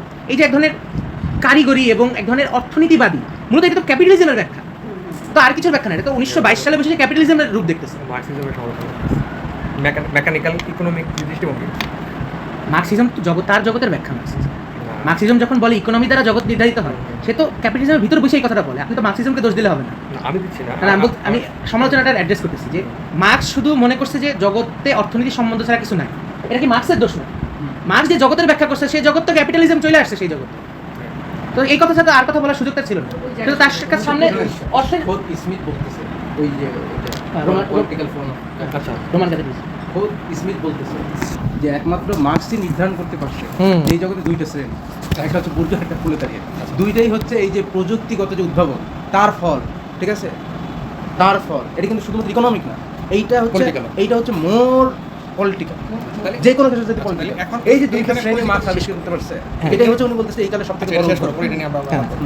ওই যে উনি উদ্ধৃতি দিল, এটা হলো রোমান ক্যাথলিসিজম নামে একটা ছোট্ট প্রবন্ধ আছে স্মিথের, ওটা নিয়ে ওখানে উনি মার্কসের করতেছে, কি মার্কসের একটা দিচ্ছে, নোকতা দিতেছে যে মানে প্রযুক্তি ইত্যাদির উদ্ভাবন, যে প্রযুক্তির যে একটা বৈপ্লবিক গুণ, এটা মার্কস টিনে ফেলছে। এবং সে এই ব্যাখ্যাটাই করতে চাইছে সবসময় যে টেকনোলজি আসলে জগৎকে নতুনভাবে নির্মাণ করতেছে। কিন্তু মার্কস এটাও বুঝতে পারছিল যে এই যে টেকনোলজি জগৎকে নতুন করে বানাইতেছে, এর ফলশ্রুতিতে টেকনোলজিরও পতন ঘটবে এবং এই জগতেরও পতন ঘটবে। মানে টেকনোলজি জগৎকে যে আকাশে উঠাইলো, এখন আশ্রয় খাবে পুরো জিনিসটা। এইটা মার্কস বুঝতে পারছে, এটা স্মিথ ওই আলাপে বলে। এইখানে যে মূল পরের বাক্যটা খুবই interesting. The modern state seems to have actually become a huge industrial plant. একটা শিল্প কারখানায় পরিণত হয়েছে আধুনিক রাষ্ট্র। এবং এর আগের চ্যাপ্টারে সে আধুনিক রাষ্ট্রকে কি বলতেছে? মেশিন বলতেছে, একটা বিশাল মেশিন, যেখানে মানুষ বলে আর কিছু নাই, মানুষ ওখানকার একটা সরঞ্জাম মাত্র। অর্থাৎ আধুনিক টেকনোলজির একটা খুবই গভীর সমালোচনা আমরা স্মিথ থেকে বের করতে পারবো, যদিও এটা আমাদের এখনকার উদ্দেশ্য না। আগাই আমরা ঘটেটা কি? আধুনিক যুগে the political vanishes into the economical or technical organisation, অর্থাৎ রাজনৈতিকতাটা হারায় যায় অর্থনৈতিকতা এবং যে কারিগরি এবং সাংগঠনিকতা, অর্থাৎ এটাকে শুধুমাত্র বিউরোক্রেটিক প্রবলেম মনে করা, স্টেটকে একটা বিউরোক্রেটিক প্রবলেম মনে করা, বা স্টেটকে একটা এক্সপার্ট, যে রুল অফ এক্সপার্ট যেটা বলে, একটা এক্সপার্টিসের ব্যাপার, এই যে অনুমান, এটা মূলত এইখান থেকে আসে যে পলিটিক্যালের আর কোনো দরকার নেই, জনগণের কোনো দরকার নেই, জনগণ মূর্খ, রাষ্ট্র চাইতে হলে এক্সপার্ট লাগে। কমিশন হ্যাঁ, এটা খুবই ইন্টারেস্টিং। আরও বলতেছে political dissolves into ever lasting discussion of cultural and philosophical historical common places, অর্থাৎ আপনি মতাদর্শিক লড়াইয়ের অনন্ত কথোপকথনের ভিতর বিলীন হয়ে গেছে রাজনৈতিকতা। অর্থাৎ হাসিনার ফ্যাসিস্ট রেজিম কায়েম থাকে, মানে হাসিনার ফ্যাসিস্ট রেজিমের পতন ঘটে যায়, কিন্তু মুক্তিযুদ্ধের পক্ষ বিপক্ষকে রাজাকার না, এই অনন্ত তর্কের ভিতর সে আপনাকে চালায় রাখে। তাহলে আপনি ঘটনা কি, হাসিনা চলে গেছে তো তার ভূত তো থেকে গেছে একদম। এই ঘটনাটার একটা কি প্রবলেম, এই যে মতাদর্শিক লড়াই, আমরা এই কারণে গণ অভ্যুত্থানকে বা জনগণ বর্গটাকে, এটা নিয়ে আমরা যদিও অনেক ইয়ার সম্মুখীন হয়েছি অনলাইনে, আমরা বলছি এটা একটা পোস্ট ইডিওলজিক্যাল ক্যাটাগরি, অর্থাৎ এই অর্থেই আমরা বলি অনন্ত কালচারাল ডিসকাশনের জায়গা জনগণ বর্গ না, মানে জনগণ শুধুমাত্র নিজেদের মধ্যে শাপলা কি শাহবাগ এই তর্ক করে না, ওর রাষ্ট্র গঠনে কি লাগবে এই আলাপ সে করে, অর্থাৎ এটা পলিটিক্যাল কোশ্চেন তার জন্য। এই কারণে স্মিথ বলতেছে the core of political idea যে কোর, সেটা কি, দি এক্স্যাক্টিং মোরাল ডিসিশন, অর্থাৎ নৈতিক কর্তা হয়ে ওঠা। আমাদের আজকের যুগের সংকটটা তো এইটাই, জনগণ তার নিজের নৈতিক কর্তা হয়ে উঠতে পারে, পিপল ক্যান ডিসাইড, এবং সিদ্ধান্তের মুহূর্ত এটা তো একই সাথে নৈতিক কর্তা হয়ে ওঠার মুহূর্ত। এই কারণে স্মিথ যখন মনে করতেছে যে একটা ডিসাইসিভ মুভমেন্টের মাধ্যমে সভরেনকে এটা নির্ধারিত হয়, আমরা এটাকে ওইভাবে ব্যাখ্যা করতে পারি যে জনগণের যে গণসার্বভৌমত্বের মুহূর্ত, এটা একটা সিদ্ধান্তের মুহূর্ত এবং এটা গাঠনিক ক্ষমতা চর্চার মুহূর্ত। একদম। এবং স্মিথ মনে করতেছে এইটা আধুনিক রাষ্ট্রতত্ত্বের ভিতর নাই এই আলাপটা। এরপর সে কর্টেজের সমালোচনা করে আলাপটা শেষ দিবে। কি সে সমালোচনা, ডিসিশনকে সবসময় লেজিটিমেসি বা বৈধতার অধীন থাকতে হবে, অবৈধ সিদ্ধান্ত আপনি দিতে পারেন না। আগেকার যুগে আল্লাহর বৈধতা দিয়ে সিদ্ধান্ত দিত, এখনকার যুগে আপনি কিসের ইয়াতে সিদ্ধান্ত দিত, সংবিধানের নাকি রাষ্ট্রের নাকি জনগণের? প্রশ্ন হলো এগুলো। অর্থাৎ সিদ্ধান্তের মুহূর্তটাকে ন্যায্য হইতে হয়, আর সেই সিদ্ধান্তের মুহূর্তটা যদি ন্যায্য না হয়, এটা তাইলে মানে এক না একতন্ত্রে পরিণত হয়। এই আলাপটা দিতেছে যে কর্টেজের যে ডিসিশনিজম, এটা কিন্তু স্মিথ এন্ডোর্স করে না। স্মিথ বলতেছে আমাদের র্যাডিক্যালি রিডিফাইন করতে হবে ডিসিশনিজম বা সিদ্ধান্তবাদ বলতে আমরা কি বুঝি। সে বলতেছে যে কর্টেজের যে decisionism, it is essentially dictatorship not legitimacy, অর্থাৎ কর্টেজের যে সিদ্ধান্তবাদ এটা আসলে এটা অবৈধ এবং এটা আসলে একনায়কতন্ত্র বা স্বৈরতন্ত্রের পথ তৈরি করে। এবং কর্টেজ এখানে অনুমান করতেছে একদিকে অথরিটি কর্তৃত্ব ডিক্টেটরশিপ এবং অপরদিকে জনগণ অ্যানার্কি, এবং এই দুয়ের মাঝে সে অথরিটিকে বাইছে নিতেছে, কিংবা অ্যানার্কিস্টদের মতো সে অথরিটিকে ছেড়ে শুধু জনগণকে বাইছে নিতেছে। এই লড়াইয়ের ভিতর সভরেন্টির যে মূল তর্ক এটা হারায় যাইতেছে। এই কারণেই স্মিথ পুরো একটা বই লিখছে সভরেন্টি নিয়ে। আজকে দারুণ হয়েছে।